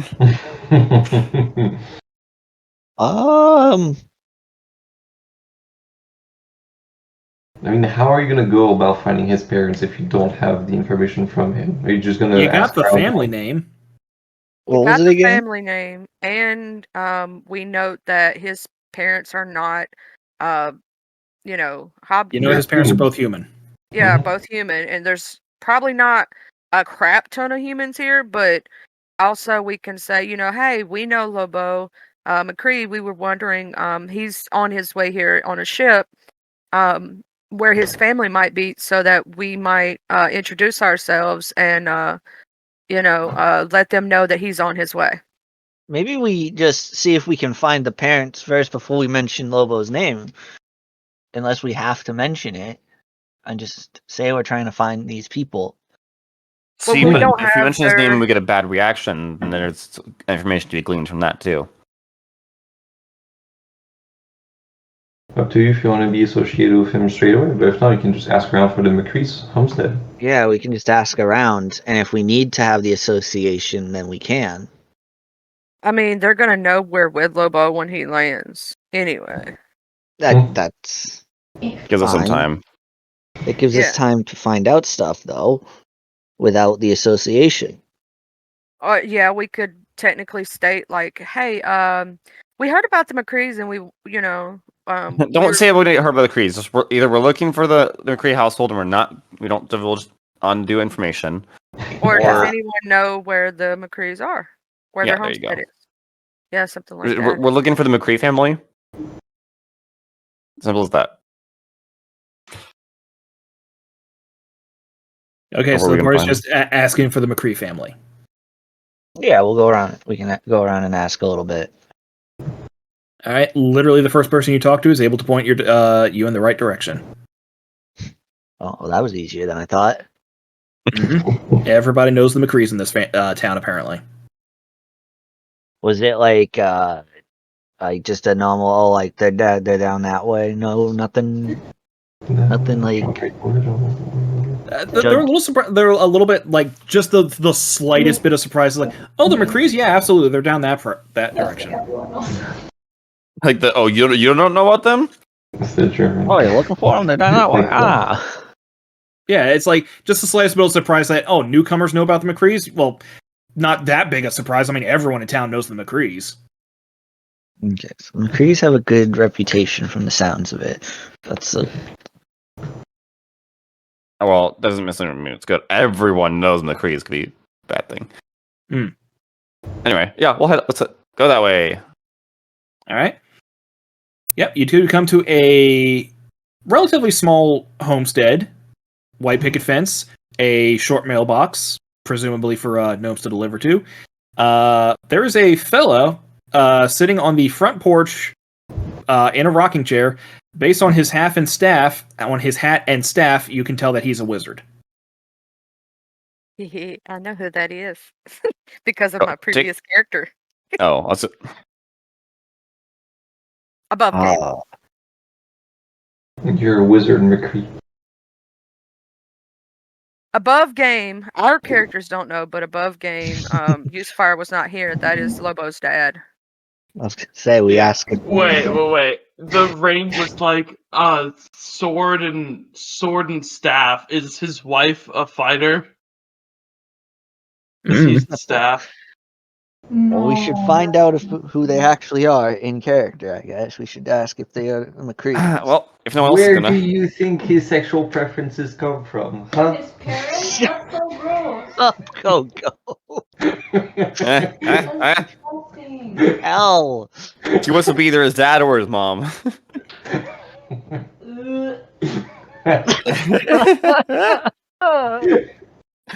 Gia just go, Yeah. Gia of all people. Yeah, you've lost that right to that response a long time ago. Well, hello, sir. I like your mom or your dad. I don't fucking know. I don't want to fucking know. He's sitting there with his staff though, kind of like a Midwestern guy with a shotgun on his porch. Yep. Also, as we're walking up, I just lightly point at him. Alright. Albertus McCree, human wizard. Retired adventurer. Father of Lobo McCree. Man of few words. Don't get on his bad side. Bad side. Do we have any gifts? I don't have any gifts before we start this. Do you want to give him a cookie? I should have gotten some of the beer from the. Damn it! Dog. I can give him cookies. I can give him cookies. Do you have cookies? Yes, I do. I have 638. Are those cookies still good Yeah, after a month? I don't have all of them on me because we have like 12 or 10 ice boxes.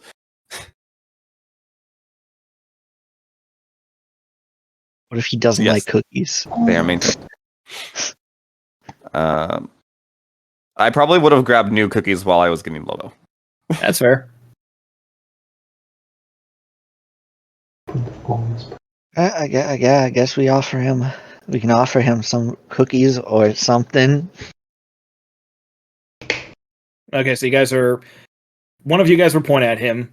The rest of you guys are just walking up and just saying hi to him, possibly offering him cookies.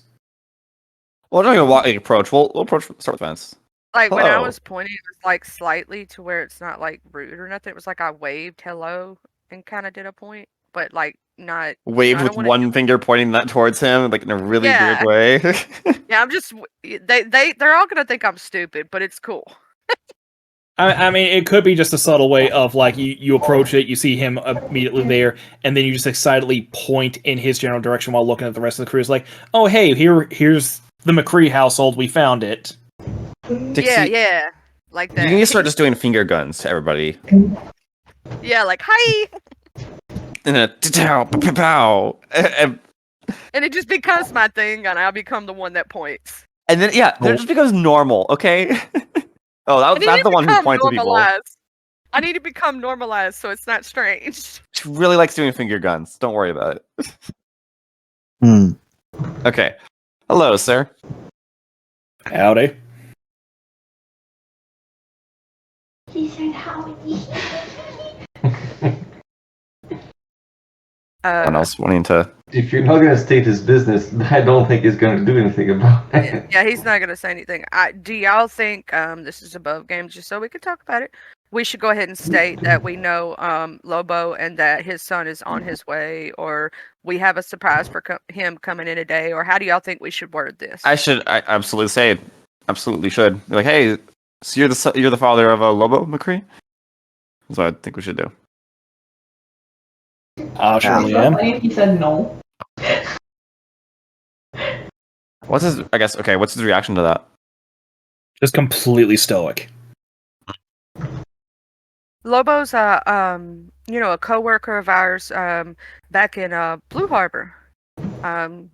We heard so much amazing things about you and your wife. We wanted to meet y'all. Make a deception check.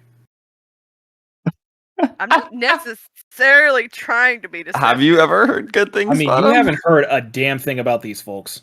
Oh, that's true. I mean, we did. We got the last name. We've heard about the McCrees from Lobo. I mean, sorry, this magical ring that I have told me about you. I'm not deceptive at all. Nope. You can try re-rolling it. You got your They'll teach you to inspiration. they'll teach you to lie as a cleric. Yeah, I'm not very Yeah. deceptive. I have a +1 to charisma. That will teach you about lying. No, I look over and go, well, I haven't really heard about you, but because of Lobo, I thought you were amazing. Because I like Lobo. So I thought I'd get to know you.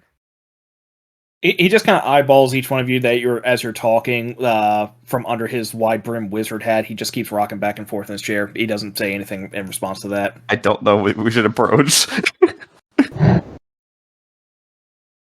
I thought it'd be awesome to get to know the man that is the father of such an amazing person that I've met. And, so I wanted to meet y'all in person. I volunteered Dixie and Coco to go meet him. Does he actually Yes. like when he scanned each of the party members? Did he stop a little bit longer on Jerry or no? No. No. Okay. He apparently regarded each one of you with the same note of attention. Okay. Interesting. He really doesn't care. He's like, oh, hi. That's pretty much him. Yeah, as long as you don't pass that white fence, all good. So who wants to approach him past the white fence? I sacrifice I'll walk past Dixie the white and fence Jerry. and I'll shake his hand Dixie and and offer him Jerry. cookies. I totally wanted to bring you cookies. Oh my god, Dixie Girl Scout in training. I charged Dixie two silver for that. Yeah. Oh my I'll god. totally give you 2 silver for that. Let No, me you can take have 2 this silver. box. Okay. I'll mark it down. There's a possibility, hey, if we give him a cookie and, his wife's really nice and she gives out people cookies, that we could possibly start a cookie trade. Give him out the cookie. He's gonna ask for a glass of milk. If you give a wizard a cookie, he might fireball you in the face. Good luck, Dixie. As I approach, I go, "Hi, Mr. McCready. My name is Dixie. We know your son Lobo, and I wanted to bring you these cookies." As you approach, he kind of like lowers his head, closes his eyes, and puts one finger to his temple. Puts his hand back on his staff, leans back, doesn't open his eyes. A moment later, a woman comes out and kind of like just lightly like brushes a rag at him. Now, Al, I really wish you wouldn't just be using sending like that. Hi, nice to meet you. My name's Josephine. Pleasure to meet you. Josephine, my name is Dixie. He really doesn't. I brought y'all some cookies. Like, we know your son Lobo. We worked with him in Blue Harbor. Oh, it's always a pleasure to have his friends over. Do you have firearms too? Oh, I see you don't. Well, you're all welcome to come in and have some iced tea or some lemonade or some half and half if you like. Ooh, lemonade Raw sounds half and amazing. half. Oh, half and half. Sounds interesting. So we go in the house. Mm-hmm. Yeah. Yep. So yeah, you guys have your choice of lemonade, iced tea, or half lemonade, half iced tea. She doesn't have a name for it, but she knows that it was invented by a gnome who also happened to be really fond of golf. Damn it. Arnold Smallmer over there. Lemonade with half tea. I would like to try that for the first time. Mm-hmm. I would also like to try that half lemonade, half iced tea. It's very tasty. I guess so. Well, the oozes. Gel Team 6. Mm-hmm. Yeah. Wait, Cardio will aren't just you give me guys iced like tea. allergic to water? Isn't tea mostly just leaf water? That's fair. I mean, technically, that is I'll a have- question. I'll Since have a they raw can't lemon. take baths, can they actually drink anything at all? Because almost everything's made up of water. Even the lemon that you're trying to suck on, guess what? It's made out of water too. It's not necessarily an allergy thing. It's like we lose form a little bit because, like, it dilutes. He gets a little ungelled. You get a little drippy if you have too much, right? Mm-hmm. So he still gains water, just he can't handle too much of it. Yeah. So I can have we'll each have like a little bit. Oh. You guys have a full glass. We have like a shot glass. And to Miss Josephine, I would say, Miss Josephine, Lobo's on his way right now on one of our ships. He should be here in a day's time. I wanted it to be a surprise. 2 weeks, 2 or 3 weeks. 2 weeks. No, 2 2 or weeks. 3 weeks. Maybe Weeks. closer to a month. Don't tell them. We don't tell them. No, you tell them, but it's weeks. It's not tomorrow. It's not tomorrow. in 2 It might be like up to a month. Hold on. Basically, he's on a ship on his way over here, and we wanted to surprise y'all before he got here, to tell y'all that he was on his way. Oh, it's always a pleasure to have him come and visit. It's a shame he can't come around more often, but we know adventuring is a busy lifestyle. Not everyone has access to teleportation magic. Poor thing. Wouldn't bring that up to him personally. I think he's a little bit sensitive about not having access to his magic like his Paul does. But he makes do for himself. Very clever, son. You know how he is with that tinkering of his. Actually, we do recently have access to this. We know of an item, so we can use this place. You might be able to see more of them. Oh, I would just love that. Thank you. Yeah, any friend of Lobos is welcome here anytime. Our door's always open. And she just like constantly goes on about like just classic Southern small talk, talking about like how life's here, wanting to know more about you guys. Really goes on about how much she just loves Lobo. Bless your heart. Oh, she's much sweeter. She's too sweet to say that. Yeah, see, if she says "bless your heart," she really means it. She's not saying it in a condescending manner. Yeah. And if she does pray for you, she's really praying for you. Mm-hmm. Yeah, she does have a lightning bolt necklace.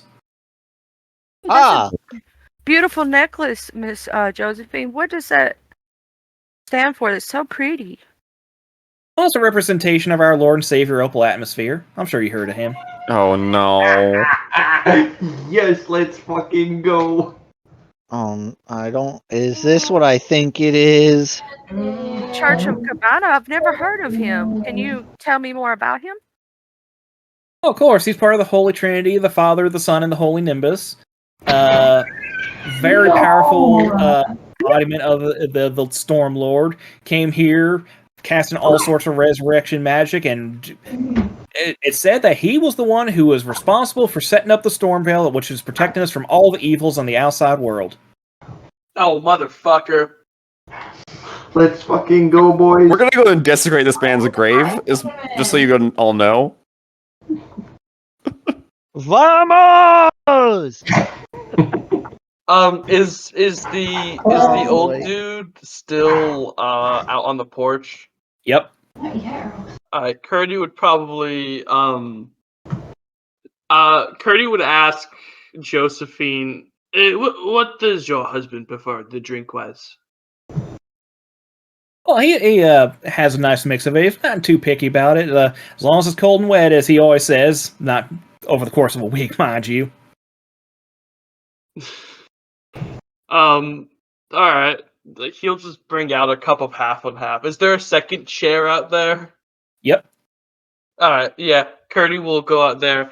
I'm feeling he doesn't talk, so he'll mind link with him and be like, howdy, how are you? It is rare to see such powerful wizards, especially adventurer wizards. They tend to settle for more grandiose living after they retire. He responds back to you mentally. Yep.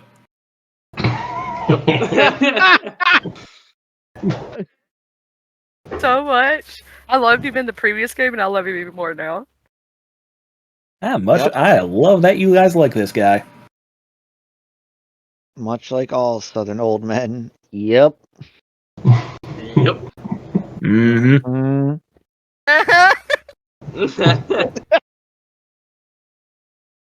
Alright, Curdy will just actually, yeah, he won't talk. He'll just sit on the porch and do like the Boomhauer thing and go, uh-huh. Yep. He'll just chill with the old man. He'll send Siddiqui out to just kind of fly around. Let Siddiqui spread his wings. Alright. Circling above like the old westerns. Da da da da. Jay, real quick, make an insight check. Okay. Insight. I'm bad at insight. Oh god. 14. Is he getting fireballed in the face? He seems pretty neutral to everyone. You? A little bit of a connection. Does Daddy not love him because he can't do the magic? It sounds like a Southern dad Or thing. just because Curdy's out here minding his own business. For the most part. He's a wizard not trying to start a conversation. Yep. Well, I totally probably annoyed the shit out of him. Like I said, neutral to everyone else. Just gotta sit out here and vibe. He's cool with that. Let the man vibe. Oh, Yeah, Miss let the man Josephine, vibe. Did you try one of the cookies? We make these back in Blue Harbor. She tries it. She gives like a slew of compliments. It's like, oh yeah, we got some great cookies here, and and she like offers up a wide variety of like different flavors of cookies. Goodness. She makes a comment about how it's nice that a lot of the gnomes more recently have been was moving over to baking as opposed to some more explosive experiments. I literally try one of her cookies and compliment her on how good it is.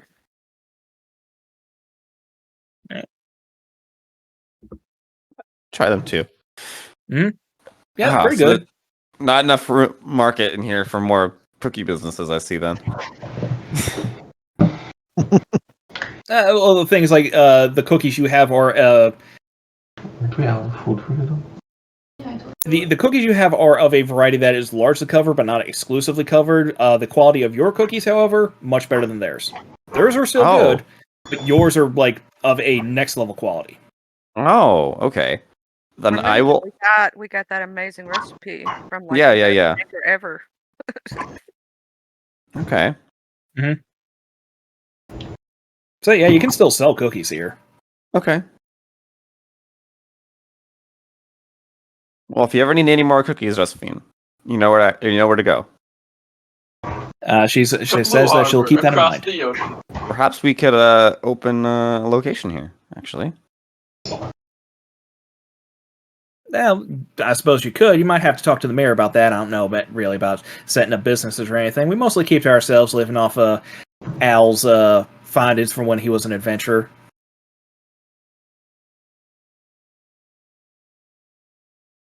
oh, so just living in a nest egg. Sounds like a good simple life. Well, we like to think so. Nice and peaceful around here. Anything comes near close, don't have to worry about it too long when Al Burris just gets up out of that chair.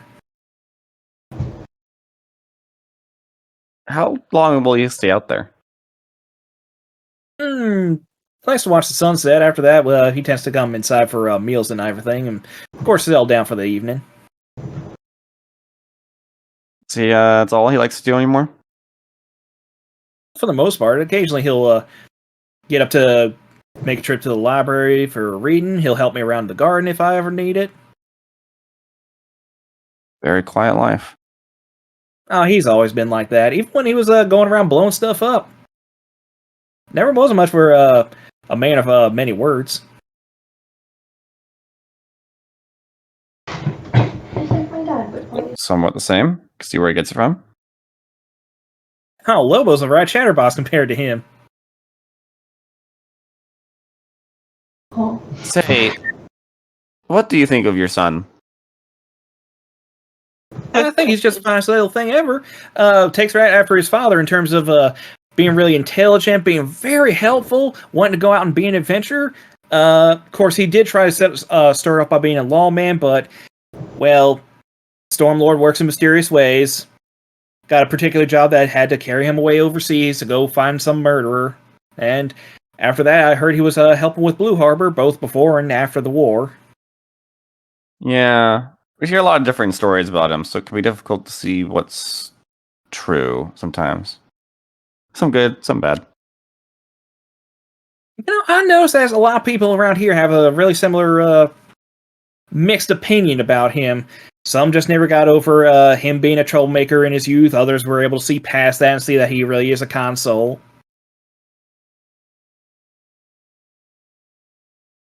Mom is so sweet. Can we? Well, if he accepted you guys at all, he'd definitely be on the kind side, and I have to believe those ones. Thank you. That's very kind of you to say. What kind of hijinks did he get up to? I know I got into some hijinks as a youth.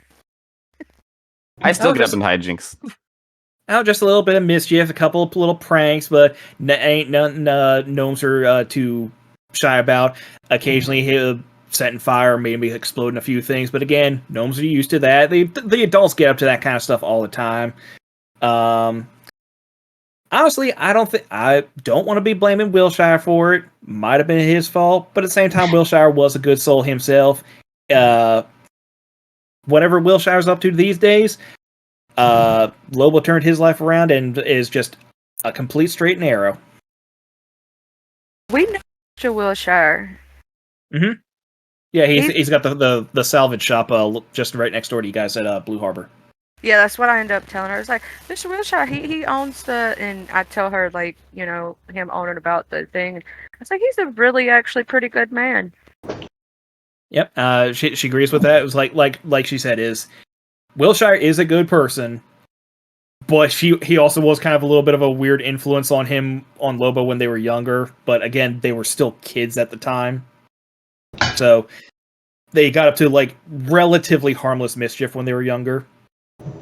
I mean, what kid hadn't got up to some mischief? I know I did. Exactly.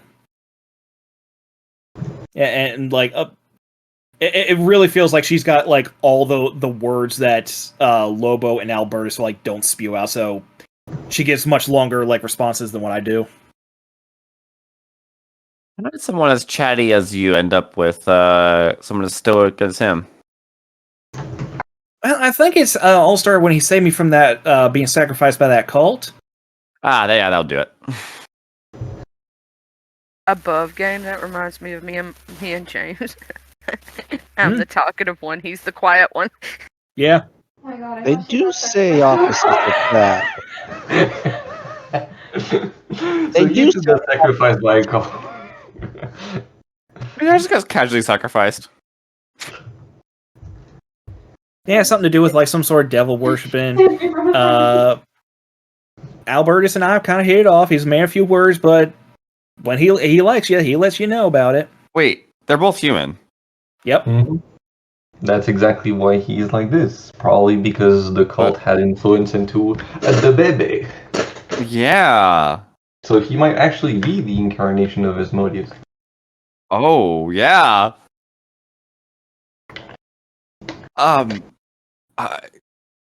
won't say anything to the parents, but that's a good. Okay, hold on. What if he just You tried? could kind of ask about it, but it'd be more like, Nope. like the way that you would have to do it. Be like, I'm just curious if you and your husband are like, you know, human. How did y'all adopt Lobo or something? I don't know. Like, He's ours through and through. I'm sure it has something to do with the cult nonsense or whatever. I left all that to Albertus. He wasn't worried about it, so I'm worried about it. Magic's more his forte.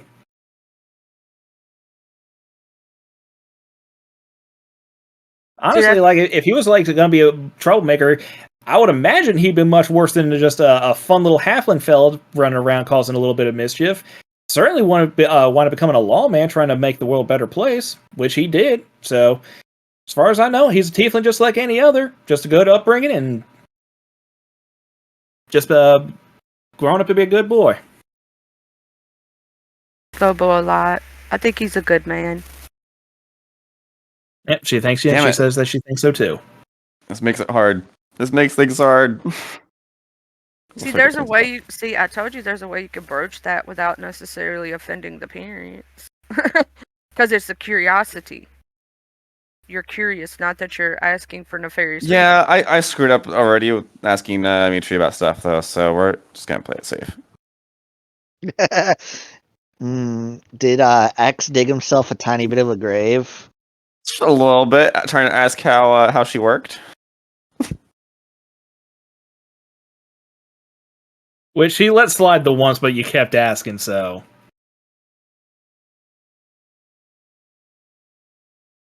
Yeah, because I curiously asked, I think, a few things about Mitra, but didn't delve too deep because I realized she didn't want to talk about it.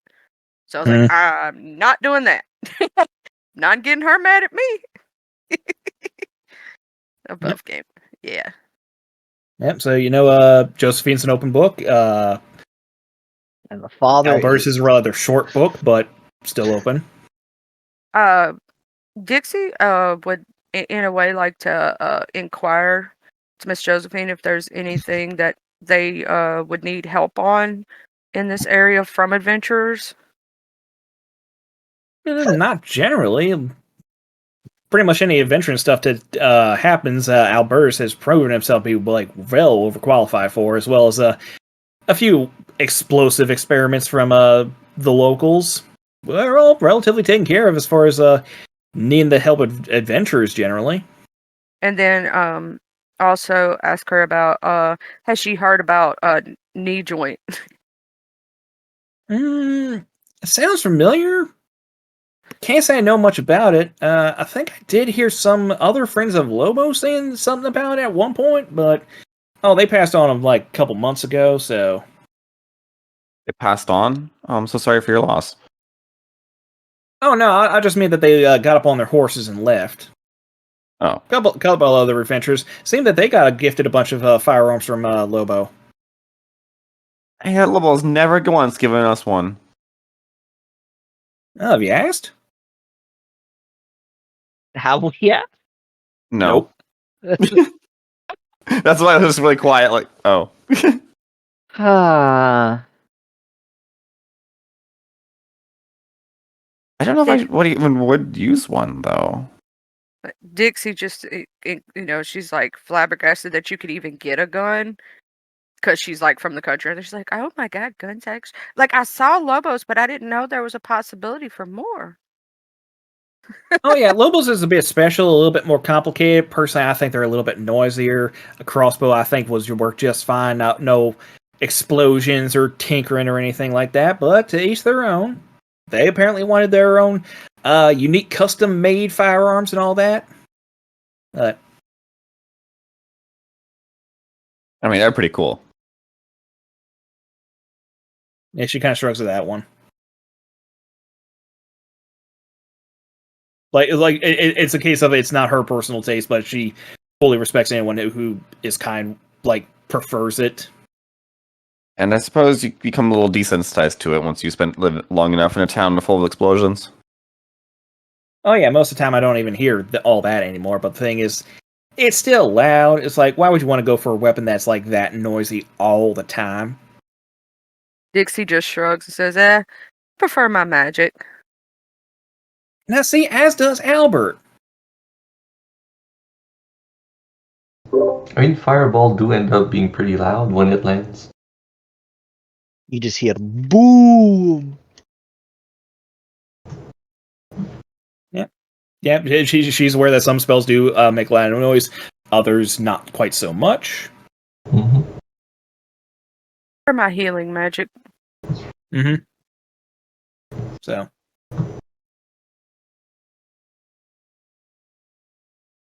Yeah, she will comment that now that she's talking to you guys and thinking about those other guys, she's like, your lot does sort of remind me of a lot of them. Oh, how so? Is that a good thing or a bad thing?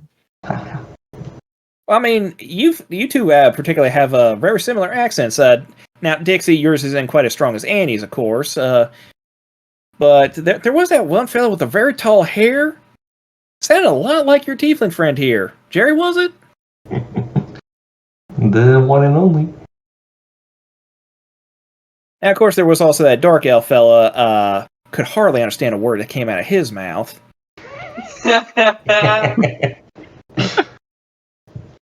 And there was also that one Genasi fella. I don't know how his hat didn't catch on fire all the time. Fire resistant leather. Mm. Isn't leather like innately kind of fire resistant? A little bit. Of course, I wouldn't be surprised if Johnny went for an asbestos hat.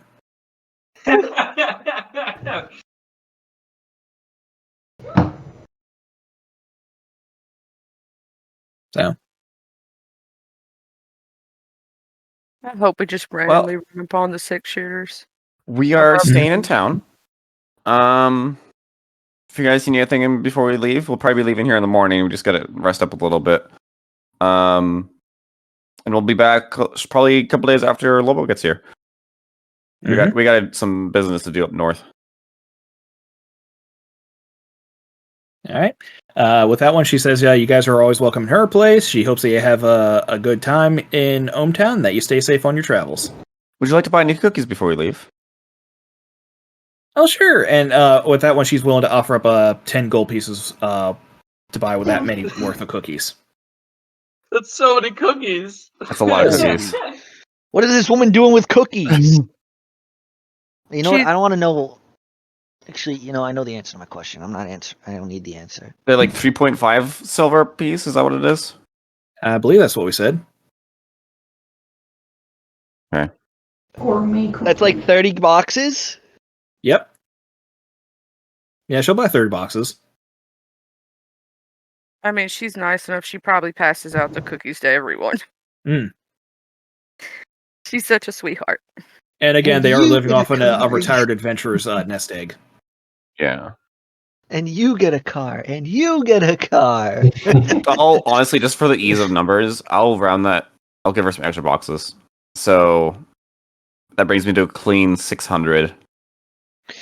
How many are you giving her? 32? I give her an extra like 2 or 3. Hey, sure enough. So she buys 37 boxes basically. That's fine. She bought in bulk. There you go. So the party's able to benefit from a long rest in Ohmtown. Is there anything else they would like to do here, or? I think we got a good bit of information from that. Did we want to find out about powder? What was it? The Lobo will take care of that. Lobos going to take care of that? I know he mentioned that about the cannons. Also, we need to get the cannons first before we worry too much about it. Fair. But yeah, I think we should just get up early in the morning again and just set off. Okay. So I assume that the party's all setting off on foot. I mean, You Kearney has wanna his ride Phantom horses? Steve, so he will be riding that. I literally liked it. We have the bird, the bird thing as well. Did you hear it when I watched this? She was around and Hold she was like, I don't think we lost the figurine. Yeah, the figurine of wondrous power, serpentine owl. It lasts Well, for. technically, actually, Oh, it can I only be mean- used every 2 days.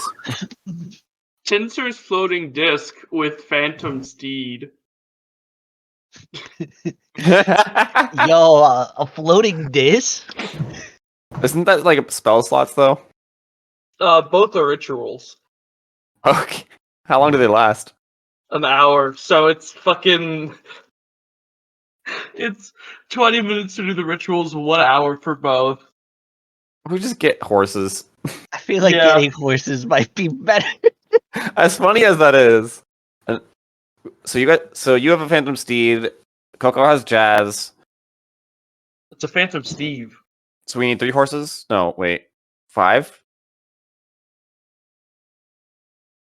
You should have Yeah. You guys like, can double up if you want. I'm totally riding around with Coco on the bird.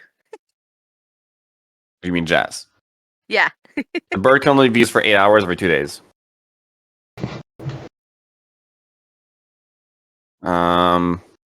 Okay. Well, I guess we'll get 2 horses then. All right, that'll be 150 gold pieces. 75 gold pieces per riding horse. Yeah, we'll take it from the party funds. Okay. Dixie, you got that, or I can. How much do you want me to subtract again? 150. 150. Okay, I got you. Who's riding with the bunny man? X and Mao will ride together, and Clyde, I guess, can ride with you. All right, I get Clyde. Again, Clyde know how favorites, to ride. obviously, but Does Clyde know how to ride a horse? Because I sure don't. Clyde is smart if you want him to figure it out. I would assume it's not that hard. to ride a horse? Does it require more dexterity, or I mean, it's animal handling, if anything, but these are trained horses. Oh, if they're trained horses. Okay, then never mind. also- We're good. it's not even an issue. I have a dryad leaf, so we can get to know them real quick. I don't think it matters that much. Okay, 150 subtracted from party funds. Like, Take the only care. thing that Jerry would be interested in knowing so far from all the conversation that was put out is, like, how are they dealing with the fact that he's a tiefling? And that's about it. As far as Josephine is concerned, like she doesn't care like hardly at all. Well, she actually specifically she does not care at all because like, it's been multiple years at this point. She fully knows like okay, there's nothing wrong with him. She might have been a little concerned at start because like holy shit, what did that call do to my kid? But after like a few years, it's like okay, he just looks different. That's the only thing. Yeah. It's really like, good at playing it up, pretending to be normal. Maybe. Alberts doesn't seem to mind. There might have been like a few people who were like just concerned about. Okay, tiefling parents having tiefling kids, that's to be expected. Human parents having a tiefling kid, the fuck's up with that? So they might have been like a little bit concerned because like, hey, if your great ancestors or whatever like did something, that means that you and your parents are now tieflings. That's fine. But the thing is, if your parents are human and then you're a tiefling, what the hell did your parents get up to? Now we have a problem. Now we got some devilry. So, I mean, yeah, as far as the two McCrees are concerned, they don't care that Lobo's a tiefling. They think that he's just a good guy. If you want to ask around town about Lobo, I feel like we'll get different responses. yeah, that's gonna be an investigation check. So, No, I don't think we need to ask around about that. That can stay as a shower thought, all right. right? Coco. Yeah, no, like so far I got everything. I think Like, we're not good. everything, but like like if he is a ticking time bomb, you can't really do anything about it. And like, what's the next step? Like changing his nature, or like tracking down the cult that like did what they did to their parents, and then figuring it out. Like, I mean, we could if there's anything left of that cult, but you know.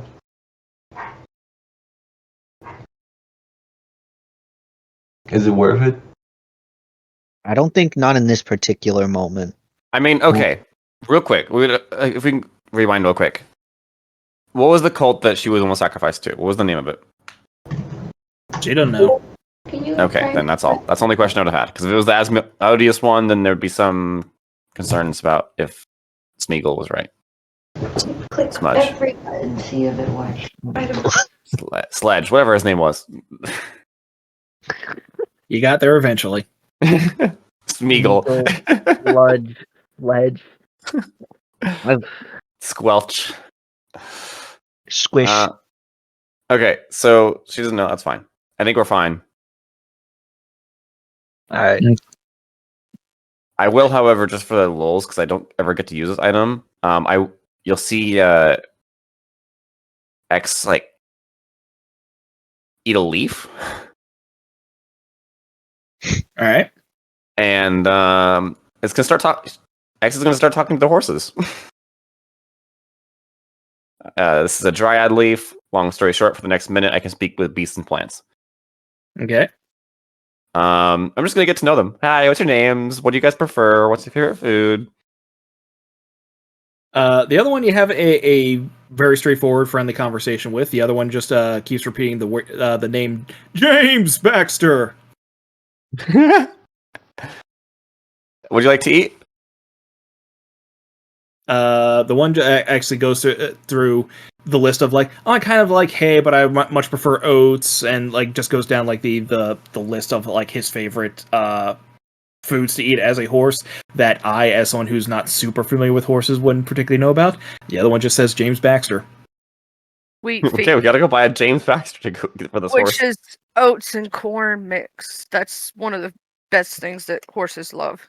The And then- thing is, I only know the James Baxter horse from Adventure Time. Does it actually come from anything else? It's a reference to a famous animator. Oh, okay. So we gotta go buy an animator to feed this horse. No. Also, for some reason, I get the apple. Like this, we got an apple lick for my sister's horse, and it absolutely goes nuts for that. Or no, it's peppermint too. Ding. I love carrots, apples, any Well, vegetable. looking at- You're supposed to get them sugar licks, salt licks. I and think it was mineral water. peppermint, which is going nuts for the thing. Ow. But I don't know much about horses myself. I just hear stuff down the grapevine. Either which way, I will make a point of trying to get their favorite foods. I can't get him an animator to go eat, but I've partially owned horses. My neighbors owned them, but I took care of them. If that makes sense. Hmm. They didn't have the money to buy the sweet feed and the extra food they needed at the time, so I did. Yeah. you get to ride them. There's no horses where I live. No, these two horses were technically rescues. They were both abused. Oh, Yeah, so but they loved sweet feed. It was one of their favorite things. And then Got apples and carrots are like their next favorite, and sugar cubes. They really love sugar cubes. like I said, I'll make a point to buy some of the foods that they need. Or Mhm. I know quite a bit about horses. Yeah, you can pick all that up in Ohmtown for a very trivial amount of cash. I'll throw a gold at it then. Yep. This is more than that.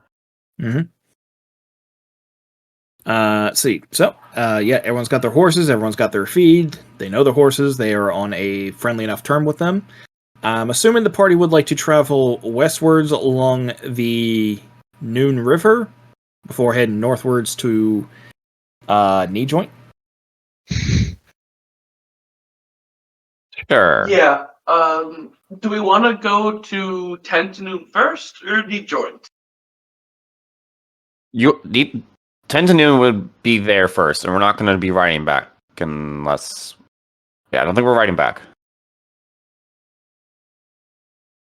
Yeah, it's a case of if you go along the Noon River, like you'll cover a lot of ground safer, as opposed to if you just like travel diagonally straight to Knee Joint, you'll be traveling more along Hobgoblin territory.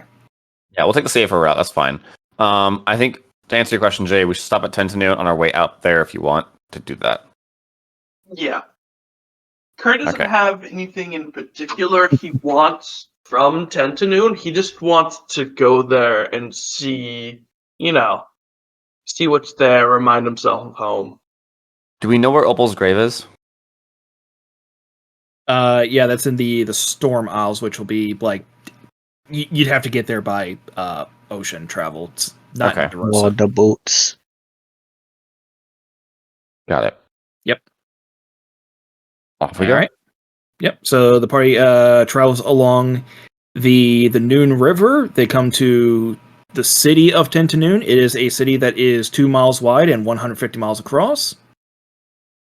Wide city. Yeah. And there's not like 100 pyramids anymore? No, there's like hardly any pyramids, and those that are there are very, very short. Like you have some buildings that are taller than some of these pyramids. Very lovely place. A nice breeze comes through, so it's not like super hot in the area. A lot of people are dressed like Curdy here. You do see some of the guards also carry kopeshes. You wind up having to spend a couple nights as you are traveling through the city. One of the nights in particular, and this is the one that actually sticks out most to you, is one of your first nights in Tentanoon. You wind up seeing Lobo there. What? Mm-hmm. And he is there with a party of other adventurers that seem to match the description of what his mom mentioned. Well, you got here fast. So it is Detect thoughts confirmed on that him. both timelines have now collapsed. Converge. No, Do detect thoughts on him, Vel. Sure. I'll go ahead and do detect thoughts. Oh, Charlie Point. Yeah, Oh, yeah. Charlie Point. Okay, we'll start with that. Charlie Point. Just like a dog. Charlie, point! Okay. Let's see here. First thing, the first reaction you would be getting is from the ring, and all the ring says is Lobo McCree, Tiefling Gunslinger. And that's it. Okay. Can you talk to the ring and be like, stop fucking with me, tell me the rest? Well, it's fine. It's fine. What do It's you fine. know? I'm going to be generous. That actually is a rather important hint. That he's just a copy? He's a tiefling, not a human. I don't know. So the thing is, Charlie pointed at Lobo not too long ago on the ship. Mm-hmm. Lobo McCree, Tiefling Gunslinger, and got that whole backstory that I read off to you. That's what she got with the That's what she got the first time she pointed at him back in Blue Harbor. That's what she got when she pointed at him on the ship. She pointed at him right here in the tavern. All she got was Lobo McCree, Tiefling Gunslinger. This is a previous We Lobo. know for a fact that that's not Lobo, though, because we know Lobo, and we was just with Lobo. So, technically, we could go question this person and go, hey. Yeah, exactly. I was going to see if he recognizes us. Have they looked in our direction yet? But Jay has a point. Is this a previous version of Lobo that then already had all the things that happened to him happen to him? Check his wings. So as Check his wings. So the thing is, like, as soon as you guys walk in, you kind of like you get a good look around it, and you immediately spot Lobo. Because first of all, Lobo kind of sticks out like a sore thumb because he's a tiefling dressed like a cowboy, and also the group that he's with aren't exactly like being quiet. Literally, Sable's over in the corner, like performing, jumping from bush to bush. So yeah, Dixie points at him. That's what this response she got. X uses his detect thoughts. You're getting a wealth of thoughts from this Lobo. Mostly like a lot of like childhood memories as he's talking to Annie to his side, like reminiscing about their childhood together. As well as some less than wholesome thoughts about like, yeah, you know, it's like it's been a while since I've hooked up with anyone. I wonder if I could get any of these guys to bed. Probably not. All those guys over by the taverns, like maybe they're a little bit. Oh, those guys who just walked in. Oh. So he recognizes us? He does recognize you. We'll approach. Well, hey guys. Little bit of a while. Friends, I like for 6 shooters. Meet both of these 6 shooters. And he goes down like the list one by one, introducing each one of you guys to each other by name. Wait, so actually Jerry would be the only one to recognize the group, correct? Yep. Yeah, Jerry's seen both of them beforehand. So wait, do they recognize Jerry? Lobo? No, just the group. Because they all saved Jerry. Yeah, the 6 shooters recognize Jerry. He'll be like, "Hi guys." Wait, wasn't Lobo? Weren't you on the ship sailing over here? I was, and then I caught a good headwind that I was able to fly out here. Just locking out my wings, I was able to like coast on the wind here. But of course, like I fall asleep, and so I overshot Ohmtown. But hey, pop up in 10 to noon, maybe catch a boat in the morning, sail it on down to Ohmtown. Weren't you supposed to stay on the ship to defend it as well, though? I'm gonna insight that. I want to know how. I want to insight it too. And also, well, yeah, I have detect thoughts on right now. I want to insight that. I think Definitely insight in. going on. Yeah. All right. I'm like fish, and I'm not at a fish It's like market. Outer Wilds. You created a time paradox. Okay, so Dixie, that seems a little bit irresponsible based on just the quick explanation that Lobo's given you. That doesn't sound like something that Lobo would do. X, his thoughts are quickly a jumble, trying to think of an explanation as to why he's here.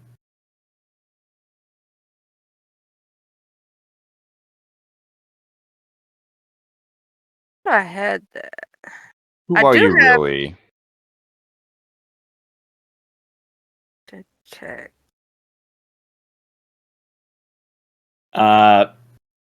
Did you actually say that in game? Unless someone wants to stop me, yes. I don't know if that's necessarily a good idea. We know that something's going on with the situation. And it almost seems like we may have ran up on the Berkhamsted devil here. If you think about it. Or the Lobo that we're with is not the real Lobo. Or it might be a Lobo from before But the I time think- paradox. But I think the one we're with is the real Lobo, and this person is the person that has been pretending to be Lobo. but he knows us too. Did someone Yeah, but- replace our Lobo? But also, this person has Hmm. childhood memories with Wait, Annie. wait. God. I've got That's a good point. So we're gonna do a test real quick. I am going to disguise self as Fox and have Charlie point at me. okay. Yeah, Does the theory. the ring see through illusions? So the ring says, Fox, you know this is Curdy. It's a sentient ring. Just to point that out. Yeah, but it's the ring still pointed out as Fox, but since Charlie knows it's Curdy, he'll just give her that information. I don't think it's a bad idea to ask because we need to confront one of these two Lobos. We may as well start with this one. One of them's fucky. But this one has memories, but this one also doesn't really have a description on the ring, whereas the other one does. So The thing is, the other one didn't have memories or didn't have thought processes. yeah, when you didn't have did any the thoughts. check. So exactly. So it's like very conflicting. I think we need to do something. I don't want to. Okay. do you think it's possible the second one could have been you know how you can create a thing that looks just like you? Simulacrum. Yeah, what that spell like Nitzel did? Oh, Nitzel had a completely different class ability. Oh. Yeah, what that's is that possible for someone to be able to create a doppelganger of themselves and leave that person there while they go do shit? I mean, it's not that powerful, not that you've seen. Okay. That was my only question because I was like, what if the second Lobo on the boat was a copy? And also, on the description we get from the one on the ring says he'll destroy the world if he's not stopped. For the one on the I boat. don't think the second. For some reason, Um, I don't want to believe that the second one that we've actually been traveling with, that has been with us, is the actual Lobo. I think the one we're looking at now is the actual Might Lobo. be. I'm inclined to agree. That's why I think we need to ask questions now because we might need to go take a detour back to the ship. Okay, Eric just casually dropping this. I mean, if you really wanted to, like one or two of you could just, step away and just teleport back to the ship, see if Lobo's on the ship. We could. We definitely could. It's been days. Real quick though, didn't we talk about like out of character before all the time shenanigans that someone could be duplicated by the time stuff? You don't know. You thought that might have been a but possibility. What happened last time? I'm sorry, I'm just came back in the middle of it. But what I remember from last time is that when Jerry got saved, Lobo was there with his wings, while the Lobo that was in Blue Harbor still didn't have his wings. So, But he had the deck of many things, which our Lobo has. Mm-hmm. Yes. Wait, why don't we just ask this one to take out the deck? Yeah. Doesn't the Lobo on the didn't the Lobo on the you said the Lobo And on then the has the deck of many things. Ask him to take out the deck of many things. That is. I mean, there's a lot of things that we could start with. Okay, so I think we should ask like when the last time we saw us was as well. Yeah, we could Okay. ask it, and we'd have to phrase it in such a way to where it doesn't seem entirely too strange. It's still going to seem a little strange to ask that. I mean, we're going to get into increasingly weird questions, but Yeah. however long we want to play the guys, I guess. Okay, so just to double check, the question you're asking him is, when's the last time you saw us? Do we want to be that direct, or just do you guys have a better way of wording it? I mean, either you ask him like, how are things, like, where's the ship at, and like where he left the ship, kind of. But overall, I think it would be better to just like stay with him, and when we have some time where we can just be alone with him, or a few people can be alone with him, then start questioning him. And you should probably put the most perceptive people in that group. But yeah.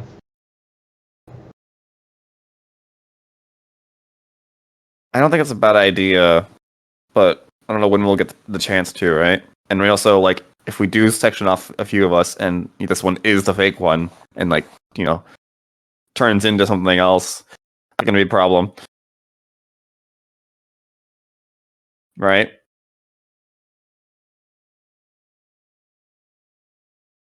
What I'm Mhm. worried about is it's a possibility that the one we left on the ship is actually not a good person, obviously, and totally not Lobo.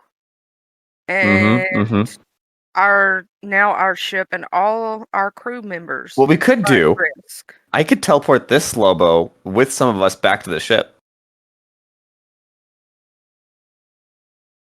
If he's willing.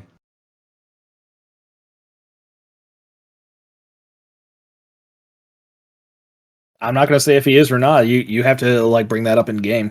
I know. I'm bringing it to the group, though. Like, this is an option. We could force the possible Lobos to confront. Mm-hmm. We might lose a ship in the process.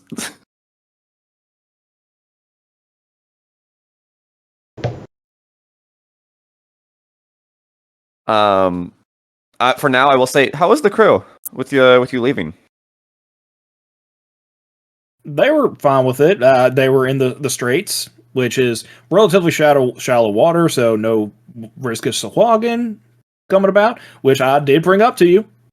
I did say that. Did he? Though? He did.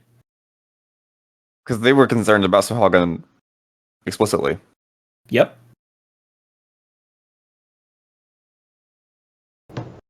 What the fuck is going on? What? Should I try and ask this Lobo about like what he thinks about Lucas? Absolutely. No, but because like if you think about it, like if what happened in Blue Arbor is from a different Lobo, then this one should not know what is going on between. I have to take thoughts on. I'd say hit it. Yeah, but you wouldn't know. I wouldn't.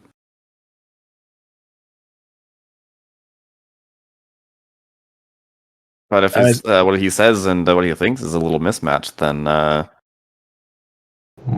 guess.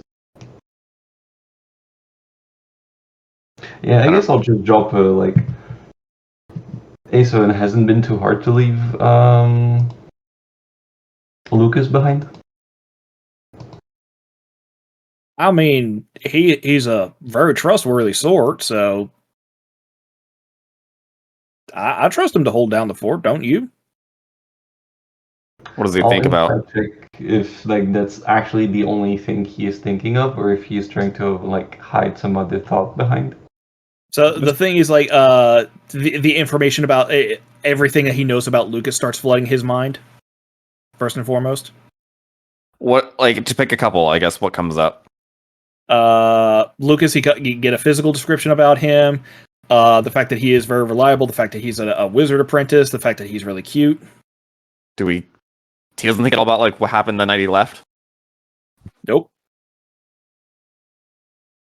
What is the last memory of Lucas, I guess, that comes up? Latest. No, like he is a time copy that is getting like updated on everything that's going on. Like they're trying to merge right now. So for insight, like, yeah, this seems pretty much like what Lobo would say is, yeah, I can leave Lucas in charge because I got business to take care of here. Lucas is pretty much the only guy he does trust amongst the hirelings, so yeah, he trusts him. Okay, so it might be worth asking then if he's a duplicate. Are you a doppelganger in a way, or a simulacrum? Have you duplicated yourself? I don't have that ability. You know what? Fuck should it. know- I'm sorry. I agree with Charlie. Should I teleport back to the ship? Yeah, just go. All right. I'll a sec. I'll be right back. All right, you teleport back to the I will- the deck of the I'll bring ship. Clyde and Mal with me just in case. Okay. Yep, you're on the deck of the ship. You see Is the crew Lobo walking there? around. Not that you Lobo's see. there. Sorry, I cut you off. Yeah, you do not see Lobo on the deck of the ship. I will Try to look for look him. around for the crew real quick, see if I can if he's there or not. Just ask the crew. Hey, where's Lobo? Last I saw, he went below deck. I will go below deck. All right, you go down and you do hear Lobo speaking.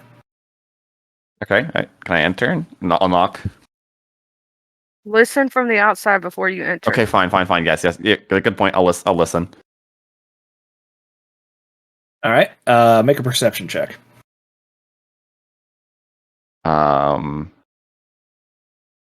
Let's see also who has. Okay, I might do also with Clyde because he has a +5. He's proficient. We'll throw Okay. Clyde's in there. All right, Clyde is able to make out the words, "Be there soon. Love you too."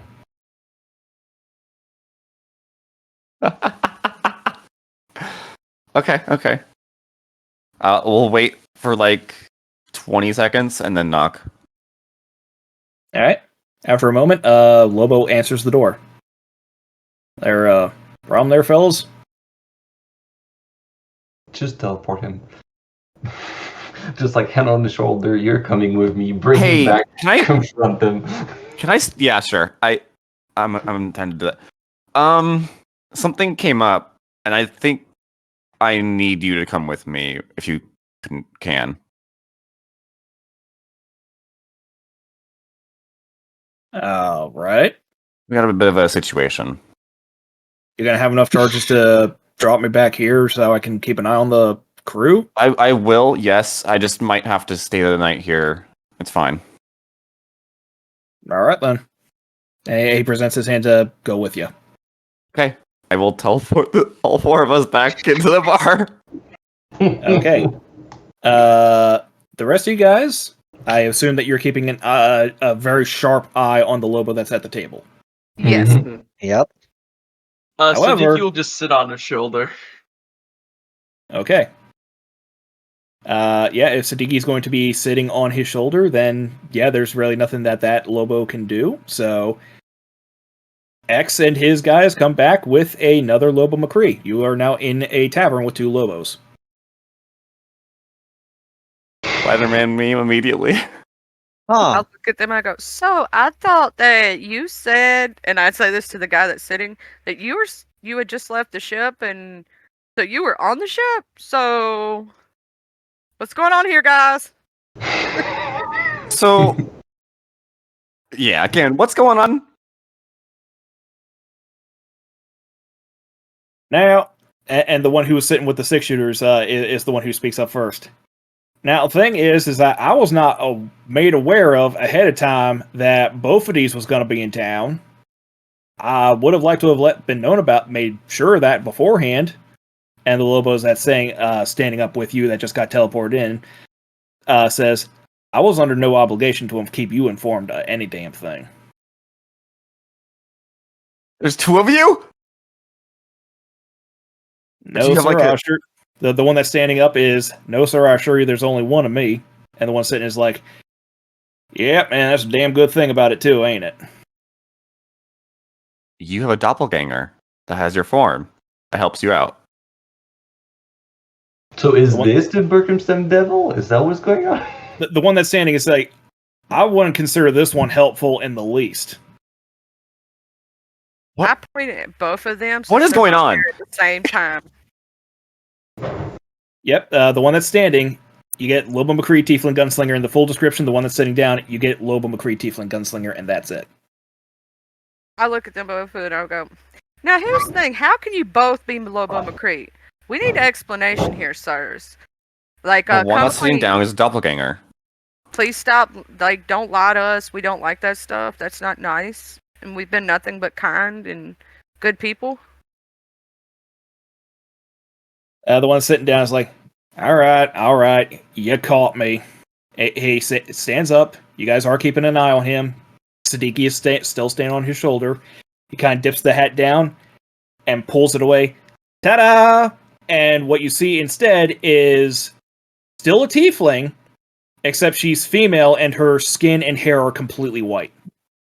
It's Silver! And who might you be, ma'am, so that we can actually have a real introduction? Silver Delmaneve. Hardly first time we met, but it's nice to meet you finally after all. Miss Silver, how are you doing? I shake her hand. I was doing a lot better before you go out and spoil the fun, but, well, here you are. Well, I mean, you kind of, freaked us out a little bit there. Like, How did you know so much about Lobo? We dated. We shared a lot of information together. Like, the ship. Well, how else are you going to get here? Teleported, obviously. Well, how the heck would I know that you had access to teleportation before you just start popping in and out like that? So you were the one who has the other gun. Are you the Berkhamsted Devil? Or that's the gun? Yeah. God. One of them. What? Yeah, That's the question. more? How many?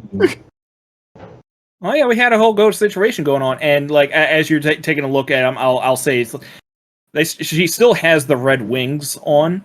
Mm-hmm. Like that didn't change colors or like shift into her form at all. My only question for you, I understand the Berkhamsted Devil. What we have understood is that y'all literally only take out bad criminals. But why in the form of Lobo here? Because technically that could have got him in so much trouble and caused so much strife for him if someone else saw you. Nearly did. A bounty hunter came to the harbor looking for him. If he was an innocent man. And it's precisely because of that's why I went after like that particular form. It's because even that bounty hunter that went after him knew Lobo McCree is a good man, and he had an airtight alibi that he could not have possibly been in Berkhamsted while I was. I asked Lobo while pointing at her, are these yours? And specifically, like, the wings? Nope. Give them a feel. They're completely fabric. Okay. Yeah, and like she kind of unclasped them and was like, yeah, it's a poncho. Okay. We've been got very hard. Mm-hmm. Yes, follow the riddle. One of them, at least. We had a good idea that it was Silver, though. After enough out-of-character hints. Mm-hmm. I mean, we kind of did have really. I mean, he did kind of. Silver. Yeah, I know it's a tweak on the periodic table. It's literally what silver was before it got Romanized. Mm-hmm. But it is good to finally have like confirmation. Because we were just guessing and thinking it was, but we couldn't find her. You know what you could do? You could now point at the actual sulfur. Yes. Yeah, point. I point at the actual Silver now. Okay. You point at her. Silver Delmaneve, gunslinger. This woman used to be engaged to Lobo McCree. She's more of a mystery than he is. Used to be, huh?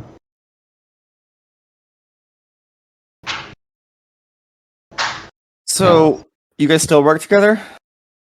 To maintain this whole charade? I have no involvement in the Berkhamsted Devil. You asked me that when you first brought it up. I told you honestly, I have no involvement in that. That's true. I just used his face without permission. What about this situation? Why did you ask that you were informed that we were coming into town? Because I thought that he would have known, based on the fact that you guys saw me, you surely would have brought it up to him. He would have figured out, oh yeah, there's really only one person who can make a convincing job passing off as me. And so, maybe let him know. Let me know that you guys are coming down here, because while he may not have been involved with the Berkhamsted Devil, he did contact me for a favor to come down here and help this crew.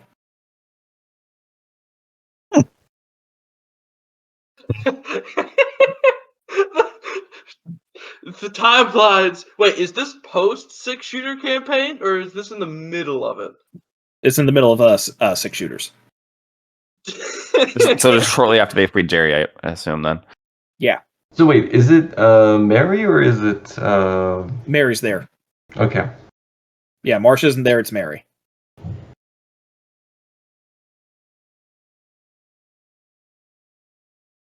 Really nice to meet you all. I'm Dixie. I shake all their hands. Sorry, there was a kerfuffle. Sorry about that. Yeah, Annie's still a little bit upset the fact that the person who she was 100% convinced was Lobo, knew all of his memories and everything. Was him. not Lobo.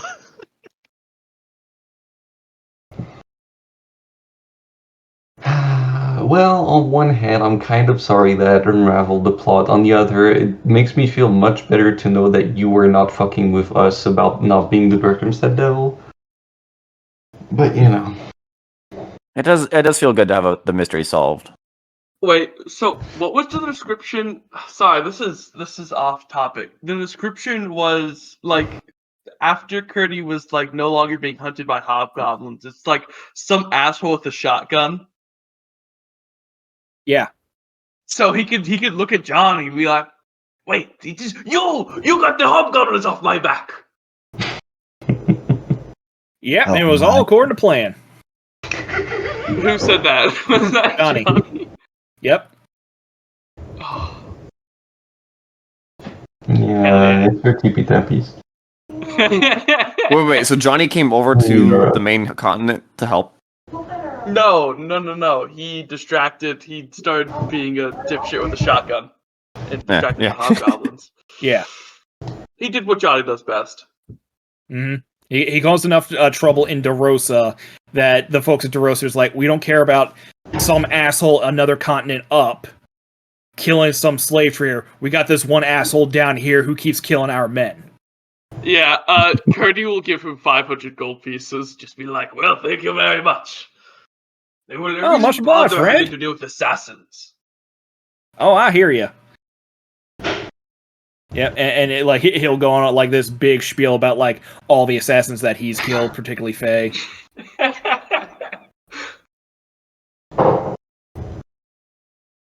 Like one time, like the Assassin's Guild hired the Taras to come and get him, but he like took him out with a shotgun. And his deception's so high. Like No one will. You know what? I'm gonna roll insight with Clyde. Let's see if we can beat him. Fuck, what was I don't think never know. you can. No. Can you beat a 30? I might. Alright, I I gotta go back to roll 20 and see fucking. Oh, Main that's the campaign, beauty of though, the what was daytime it? shenanigans. So even with the 25, it's like that doesn't sound reasonable, but goddamn, he says it with such confidence. Yeah. Johnny was one of the best deceptors ever. Even and that 20. Yep, nat Well, 20 nat 20 for a still total of meaningless. 25. Yeah, for a total of 25, it's possible. I mean, adventurers get up to some dumb bullshit. Rask That assassin. man has the eyes of God right now. Yeah, but he did not roll a 30. Yeah. I mean, yeah, Johnny could regularly get like You would fucking need a 40s. 20 in wisdom and at least expertise. It was a martial prowess thing. We had a Yeah, bonus martial prowess, skills. and then all in because he could add a D12 at the end for gunslingers. It was Mhm. fucking insane. I want to try to incite that and see because I do have, high wisdom. I just Do you have want a to plus see. 10? I have a plus 7, but It's not gonna be enough. yeah, You have even at that, theoretically a plus I rolled a 22. nat 20. You could Yeah, also that's true. guidance and pray to guidance. I can 7, give you a Bardic bardic. inspiration. 11. That could technically give me a 31, okay. but I would I'll give you get a bardic. 1 over. Hey, Dixie. I trust you to take a look at this. How does that hold up? I'm just curious because, curiosity killed the cat. I'll give you a bardic. Reality has not stopped including fact checking on Johnny. So Okay. 25 Bardic- plus Bardic's a 4. D8. And then I get a, Roll a for D4. guidance, I get a D4. Yeah. Yep, D4 and a D8. D4. All right. 28.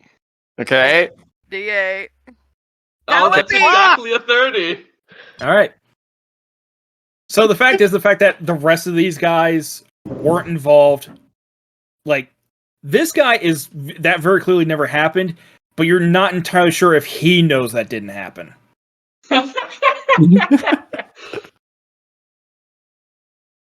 Because this man is living in a reality of his own construction, but you're not really sure how aware of it he is.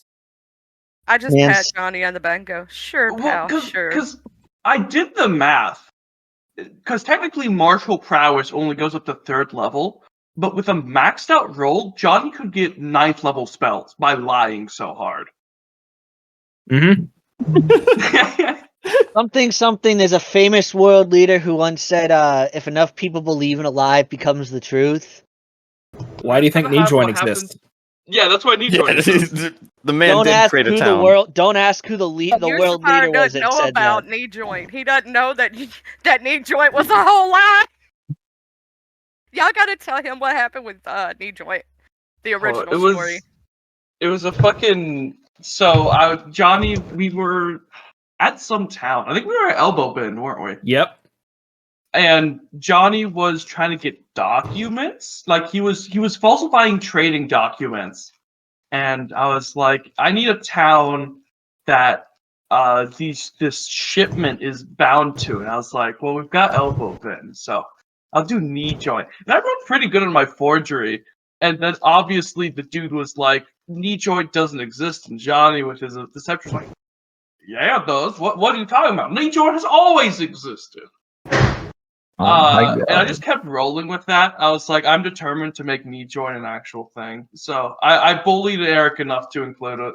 Well, and then when 10 to noon started unraveling, you seeded the seeds of knee joint before time was correcting itself. I don't know how to check if it's thick. I don't know who did you mention like one of the pharaohs or something? Like, oh yeah, knee joint.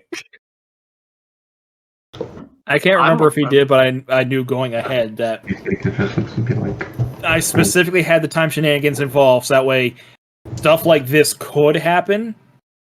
So regardless of whether or not Johnny said anything to one of the pharaohs, yeah, time shenanigans were going to result in the creation of knee joint, as well as certain other errors in continuity.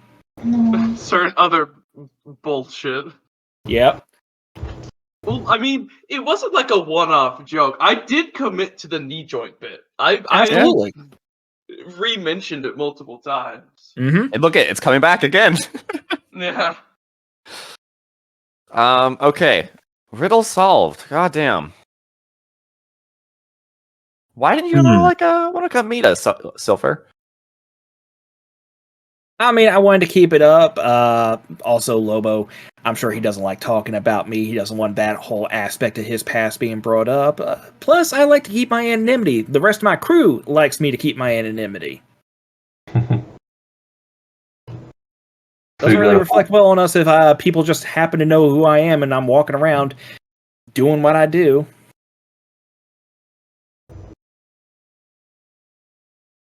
Like rest of the crew, you mean the 6 shooters, or you have like another active crew that uses the devil crew. Devil crew. The devil crew. So she doesn't TP time. Why am I mean, we did help you guys get out of prison that one time. That was you, yeah. Sledges was definitely an insane one. Never look at anything. Oh yeah, he had to be put down. You're welcome, by the way, Lobo. I'm not thanking you for that.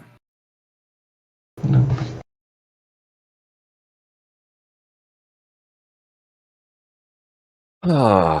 Well, sorry for not telling you anything about this, Lobo, what was going on. But as you could understand, we were a little concerned about doppelgangers. Because you didn't tell us anything. I was obliged to not mention her specifically, unfortunately, and I am a man of my word. Yeah, it's one of the reasons why we're no longer engaged. You guys were engaged? Oh yeah, Ma likes to sometimes use her less reputable kids as pawns for political power, so she thought highly of Lobo at one point, and then she got suspicions about him and decided to break it off for us. Oh my god, this Which one. was just fine because I was going to break it off for my own reasons. It looks really fluffy. Not like I had any intention of going through with it myself. Oh, okay. So it wasn't like actual engagement, just like political engagement. Okay. I mean, there was a time we might have been sweet on us. He is a rather cute fella, larger than my type in the physical sense, and a little bit to the mental sense. I mean, he may be a man of his word, but man, is he a deceptive, manipulative son of a bitch.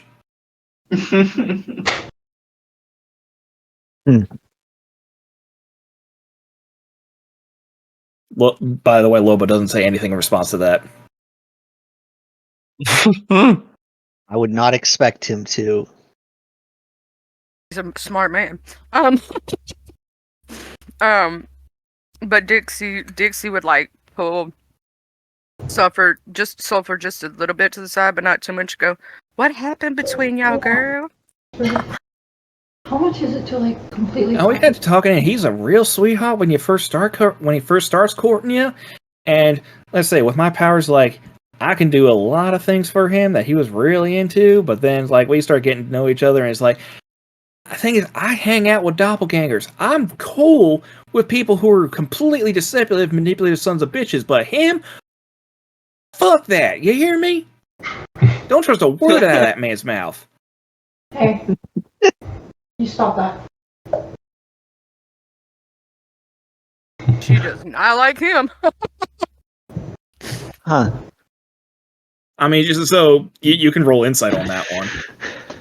Yeah, I want to roll some insight. 19? Okay. So 19 is, yeah, she was interested in him at one point. Something happened that is like, okay, I'm not interested in dating or marrying him anymore. Still cute. 160. Still could talk me into bed again if he wants to. I'm still on relatively good terms with him.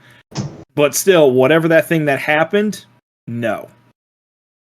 It's not going to be anything deeper than, like, friends with benefits. And go look at the person like. It's not the variety in bed. Curious to know what happened between them. But I also don't want to, like... I want to delve deep, but I also don't at the same time, if that makes sense.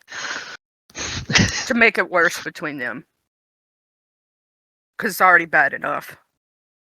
Oh, she will spill everything if you like. You let her keep going. We can teleport Lobo back first.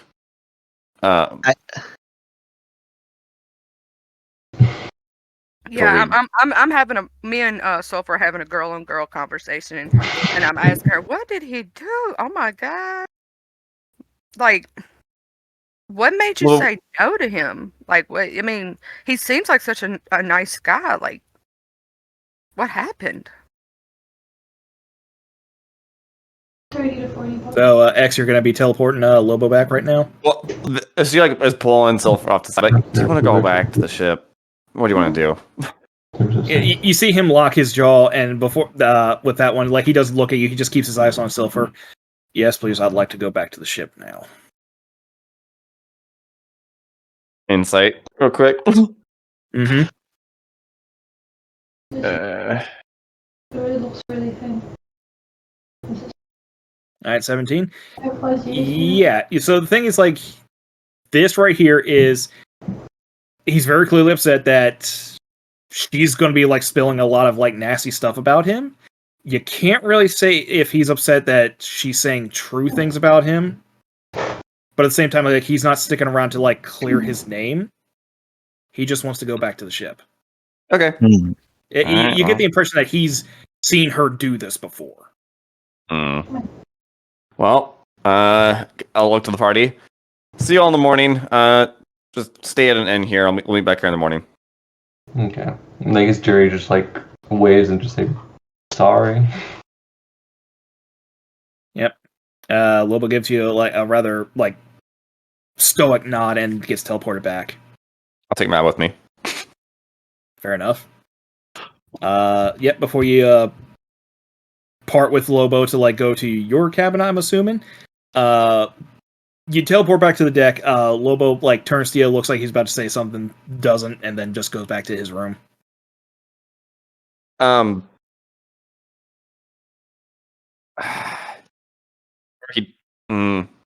I noticed it. Yeah. And it's just the two of us, Lobo. 3 of us. I can have Mal go if you want. It's fine. I trust you. You should. What were you gonna say? I trust you to know me better than what the story she's going to be saying about me. I'd hope, but there's a lot of suspicion going around. There's a big power struggle in Blue Harbor, and a lot of pieces to figure out. One of the big ones, I think, was just settled, so that does help you. He stares at you for a minute and then like just nods and then goes back to his room. I was gonna say this before he said all that, but above game, why didn't you ask him like, why didn't you tell us about the Berkhamsted? I know that she asked you not to, but He had an obligation not to. Yeah, plus it's one of the things where I feel like there's the fact that he wasn't necessarily actively trying to hide it from us. It was more of a, like, he doesn't want to deal with that part of his life anymore. Because like his behavior when coming here clearly shows that. Like the We also fact didn't that, ask. yeah, no, but the way that he told her, like, I am in no obligation to give you any information, clearly means that he's still like hurt by her somehow, and just like, yeah, I just feel like it's not him actively trying to deceive us. It's more him being really pissed at that part of his life where he just doesn't want to have to deal with it at all. But that's just my opinion. Yeah, cutting I back will to pay- the. Yep, I will pay go ahead. poker. Okay. God Yep, cutting damn back to it, Clyde. coming back to the tavern. Yeah, Silver is gonna go back to like saying is like, oh yeah, so he was so in the process of like setting up this whole information network and was constantly like playing dumb, but he was actually like always ducking and diving and avoiding like any guys my mom sent after to tail him to like try and keep tabs on him. Cause and she like goes in descriptions like, I don't know if you ever met the rest of his crew. Sledge you met. Guy's a psychopath. Rest of his crew, psychos and morons, all the lot of them. And so it raises the question is, how the hell did their crew do half the shit that they did if they're all as stupid and crazy as they're led to believe? Mom immediately got suspicious and thought it was him that was kind of like guiding them from behind the scenes. And he's just playing dumb. So she wanted to send some guys after him to like keep an eye on him, make sure he really was as dumb as he said. And yet, these expert trackers, they just kept losing him in the city all day, every day. Go and keep tabs on him. Meanwhile, like, I get to know him a little bit, and he lets slip that he's setting up a little bit of an information network. So, yeah, I know he's a lot smarter than he likes to let people believe. He just plays dumb, so you let your guard down around him, let some things slip that you probably shouldn't have, and then he works with that information to go and get his own affairs sorted. Which I can respect and, like, is sexy in its own right, but at the same time, like, that kind of stuff happens with doppelgangers who can read minds. That boy's got next level insight.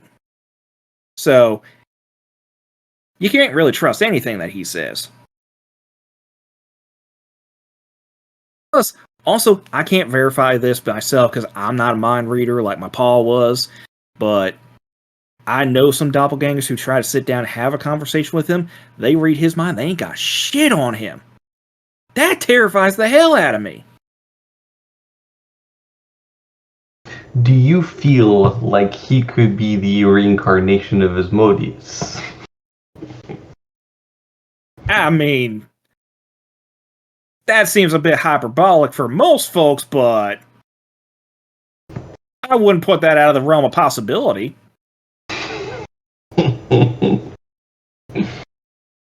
Clyde from Boca Hill. Would you still want to sleep with him?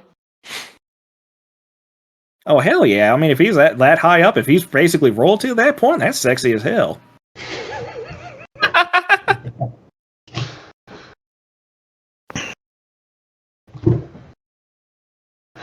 Yeah. I mean, the man slept with centaurs. Like, you gotta be a special class of people to approach for something like that. I mean, if you're brave enough. A goal. It can be any.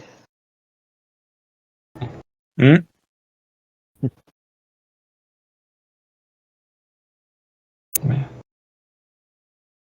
Oh. Yeah, at the very least, we got to interact with your mom quite a lot since she's also set in Bull Harper. Oh, We've yeah. also met a few of your siblings. Yep, there's my mom. Also be a little bit mindful of her. Like, she's scary if you get on her bad side. Real scary. Cold type Yeah. kind of terror. It's like, my dad left for a reason. Yeah. Note to self: don't piss off Delphine. Alright. Do not We have pee off established that. Mitra. Okay. Yeah. What? I mean, I know that you have ultimate respect for your mom. You know, we do too. What made your dad like was she like? Did he do something? What happened there? I think if I recall correctly, my dad did say that he was mostly sticking with her to kind of keep his cover on account of the fact that she figured out he was a doppelganger like immediately. But after a while, it's like, okay, winds up like getting it on with her, winds up leading to me like 9 months later. Now the thing is, like, of course, doppelgangers tend to split shortly after the whole procreation thing, but when he was with her, yeah, scary, insightful, figuring out almost immediately who doppelgangers and shapeshifters were in that crew, which is already bad for the family as is. But also, anytime he tried to mind read her, either she'd go completely quiet or just completely overwhelm him with information. Yeah, she's a skillful one. Yeah, so respect is one thing, terror's another. Could understand that. You know what? Now that I'm talking about it, I think that might be why I have an issue with Lobo. He reminds me too much of my mother. I could understand that one even more from a woman's perspective. Sometimes if they're like our parents, it's scary, isn't it? Yeah, that's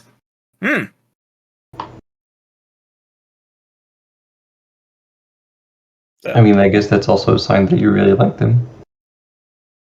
I wouldn't go that far. I mean, scary, manipulative, secretive. Can't catch a word of them when you start reading their mind. Always pulled strings and everything like that.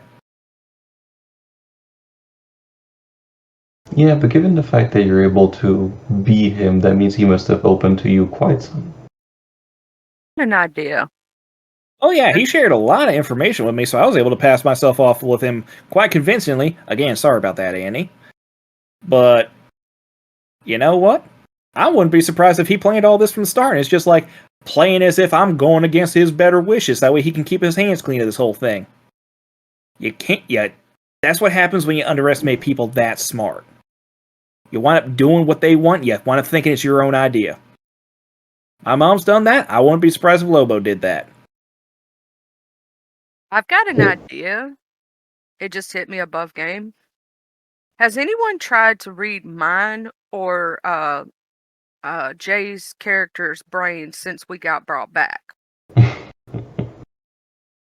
Have they tried to take thoughts on us? Nope. If you would like, I can try that tomorrow. Yeah, I got a reason for that. Okay. Yeah, I can try it tomorrow. I believe that anyone who is brought back by the One may or may not have a shield of some kinds where you can't read their thoughts. Or they just train themselves to. I don't Do they- know. We have to see if that actually works, but it 'Cause would wait, make sense because in when we got what description we did get of Delmoneve, right? At one point in her book of life, where most of it was redacted, right? It did state that she died basically when she was little. No, you got that information from the ring. You couldn't get into her From the book of ring. life. Yeah, for the ring, not the book of life. I'm sorry, I'm getting it mixed up again of where I got the information. But and then if you think about it, there's a possibility that Lobo could have passed away during the war. I will give you one information about that will say otherwise. Is that the first clue you guys actually got about like who met the one that is when Curry came back and looked completely different.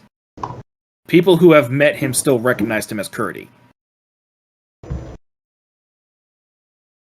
So Mitria and Carbuncle still recognized him as Curdy. Lobo didn't recognize him at first. I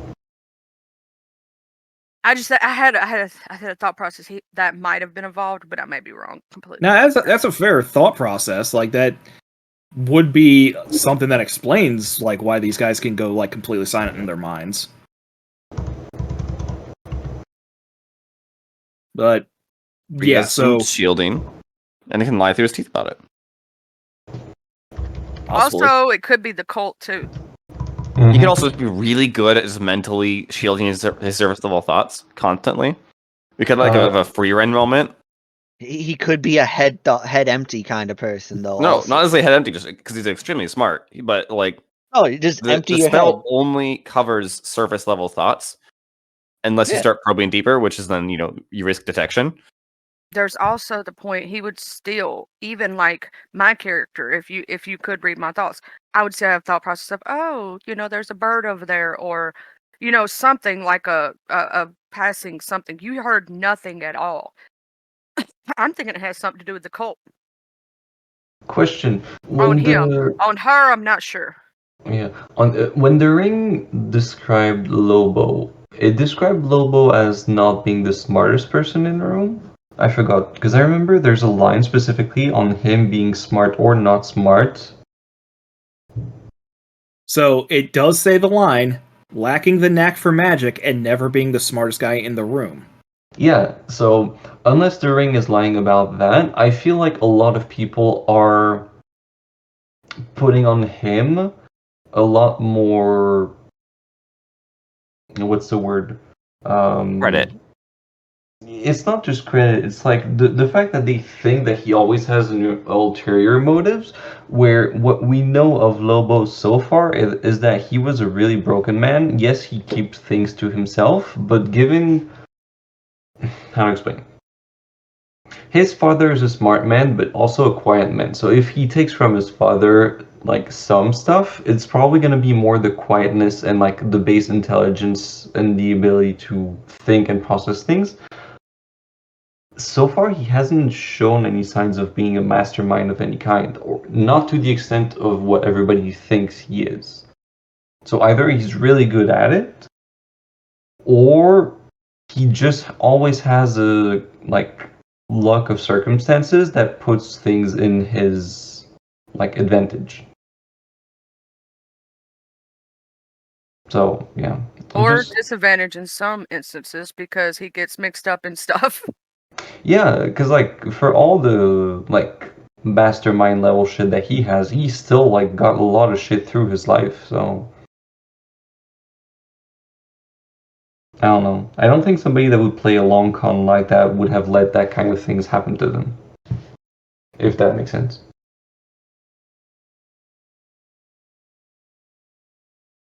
Alas, the DM can't say anything. We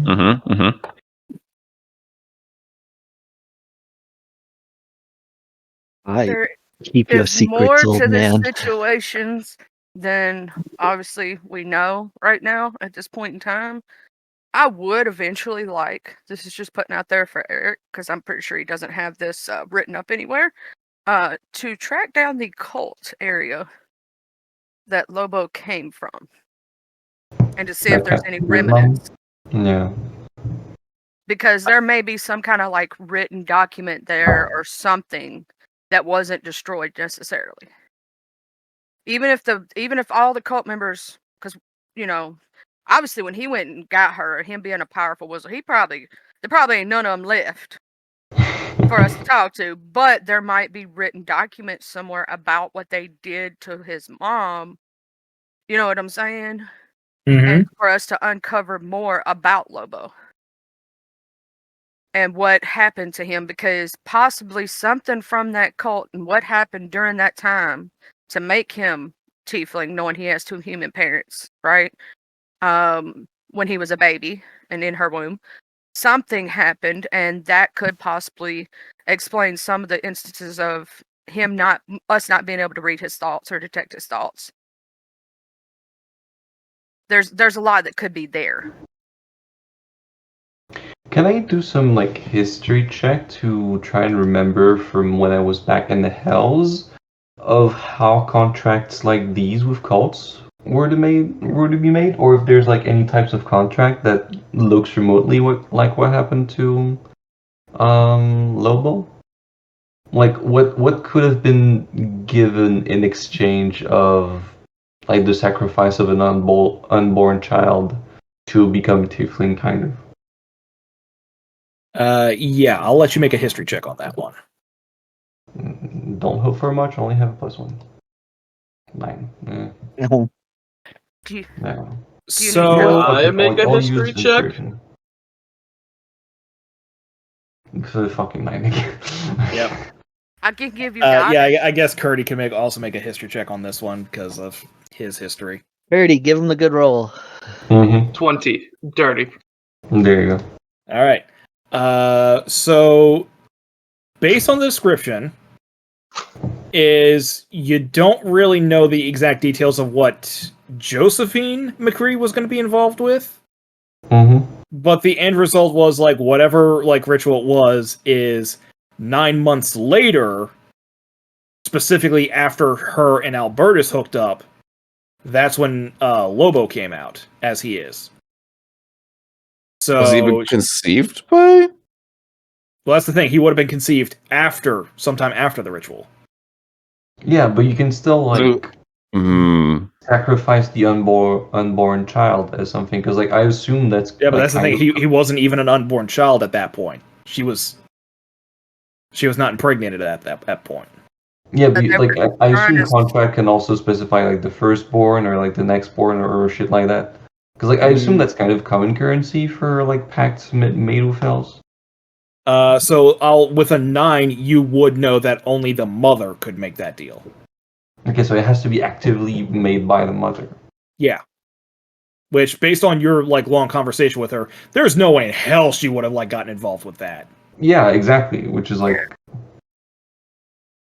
with a 20 on your history check, based on like what you would know about the Hells and their contracts and everything, pretty much the only thing that can come to your mind is this was supposed to be some sort of like weird backdoor incarnation spell to possibly have a devil manifest on the material plane. Like getting around some sort of weird loophole, because again, the Hells were supposedly cut off from Backwater. However, there might be some sort of like weird backwater loophole that could have one be born in backwater. Now, it's very reasonable to assume that, based on what you've heard from Sledge about this being a doomsday cult, that they would have tried to get an archdevil. But Jerry would be able to confer with you as like, there's no way a freaking archdevil would want to like abandon their domain and leave it to risk for someone else to take over, to come to backwater to help out some stupid cult. As an unborn child, like as basically having to restart everything and having to wait the entire time until they can get power back. So yeah. So they might have accidentally summoned a lesser devil, but the thing is, like, Lobo doesn't look like any devils that either of you are familiar with. Mm-hmm. But also, he's definitely not of devil blood, because when the ring points at Jerry, it calls him a Cambion. When it points to Lobo, it calls him a Tiefling. Mm-hmm. So yeah, I guess the best thing that we could do would be to like track the place where the cult was and trying to figure out what ritual they used. And from there, like basically backtracking what they were trying to do and assuming if it like succeeded or not, what could be the repercussion, and like seeing how Lobo is, like determining did they succeed or no. Yeah. Kenny has some ideas for how to track the cult. What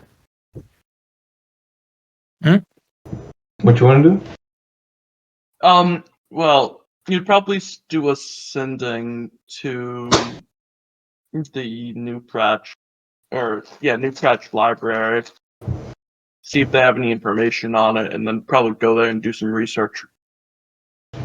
They will say that they have a lot of information on lots of cults, particularly on, like, they do have information on devils. Little hard to tell, like, how up to date that information might be, because they have been cut off for the past couple centuries. But yeah, they have information on the Doomsday Cult. Do we know the specific name of the cult? Nope. Oh. Yeah, that's probably not going to help. Yeah, that was the catch, is like Sledge vaguely referred to it as a Doomsday Cult. No one who you've talked about it has ever identified this cult by name.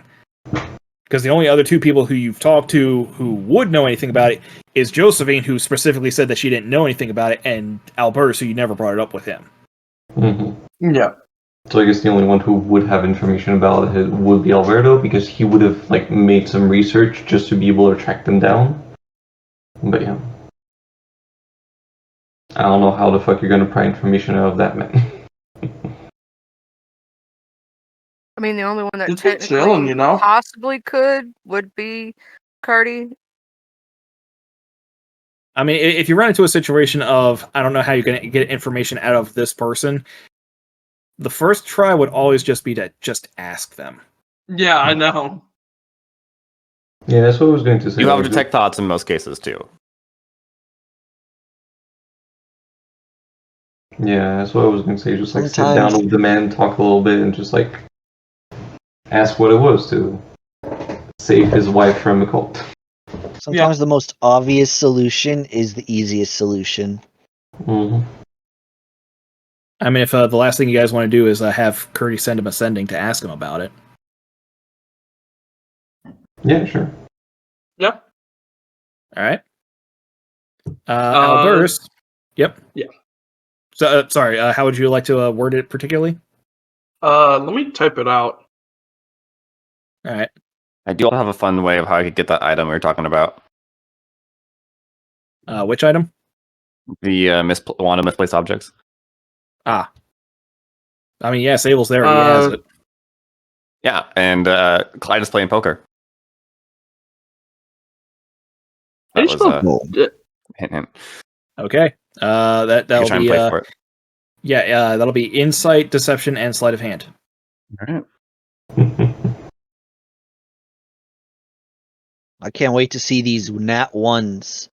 Sight, 19, deception, 10.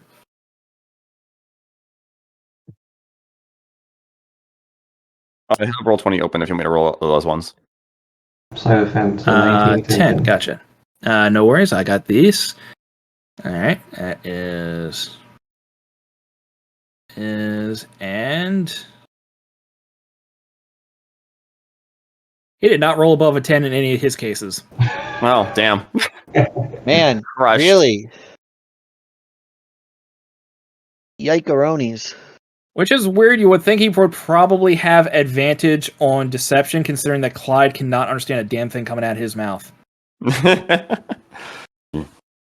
Oh, you got a hand over there, aye. 18 words. Okay. Let's see here. Hey, do you remember the cult you saved your wife from and where they're located? Oh, remember the name, yeah. Just 2 starting informations. All right.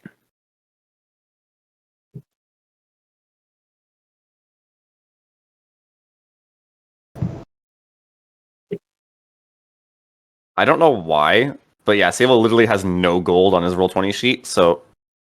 Oh, he has 102 platinum. That's why. Fuck. Oh, it's all plat, huh? But I don't know at what point in the story that was either. Okay, he responds back. Never called a name. I'll give you the coordinates next time you're in town. Alright. All right, then. With that one, we'll end the session there. I guess next time you guys will be hitting up Knee Joint, Knee joint. Woo! The joint. fighting some Yeah. hobgoblins In a month, in a month. it is. Okay. I'll try and get Lancer going. Cool. We'll see what I can do. Everybody say bye to Craig. Bye, Bye, Craig. Craig. Craig. Later, Um, Charlie.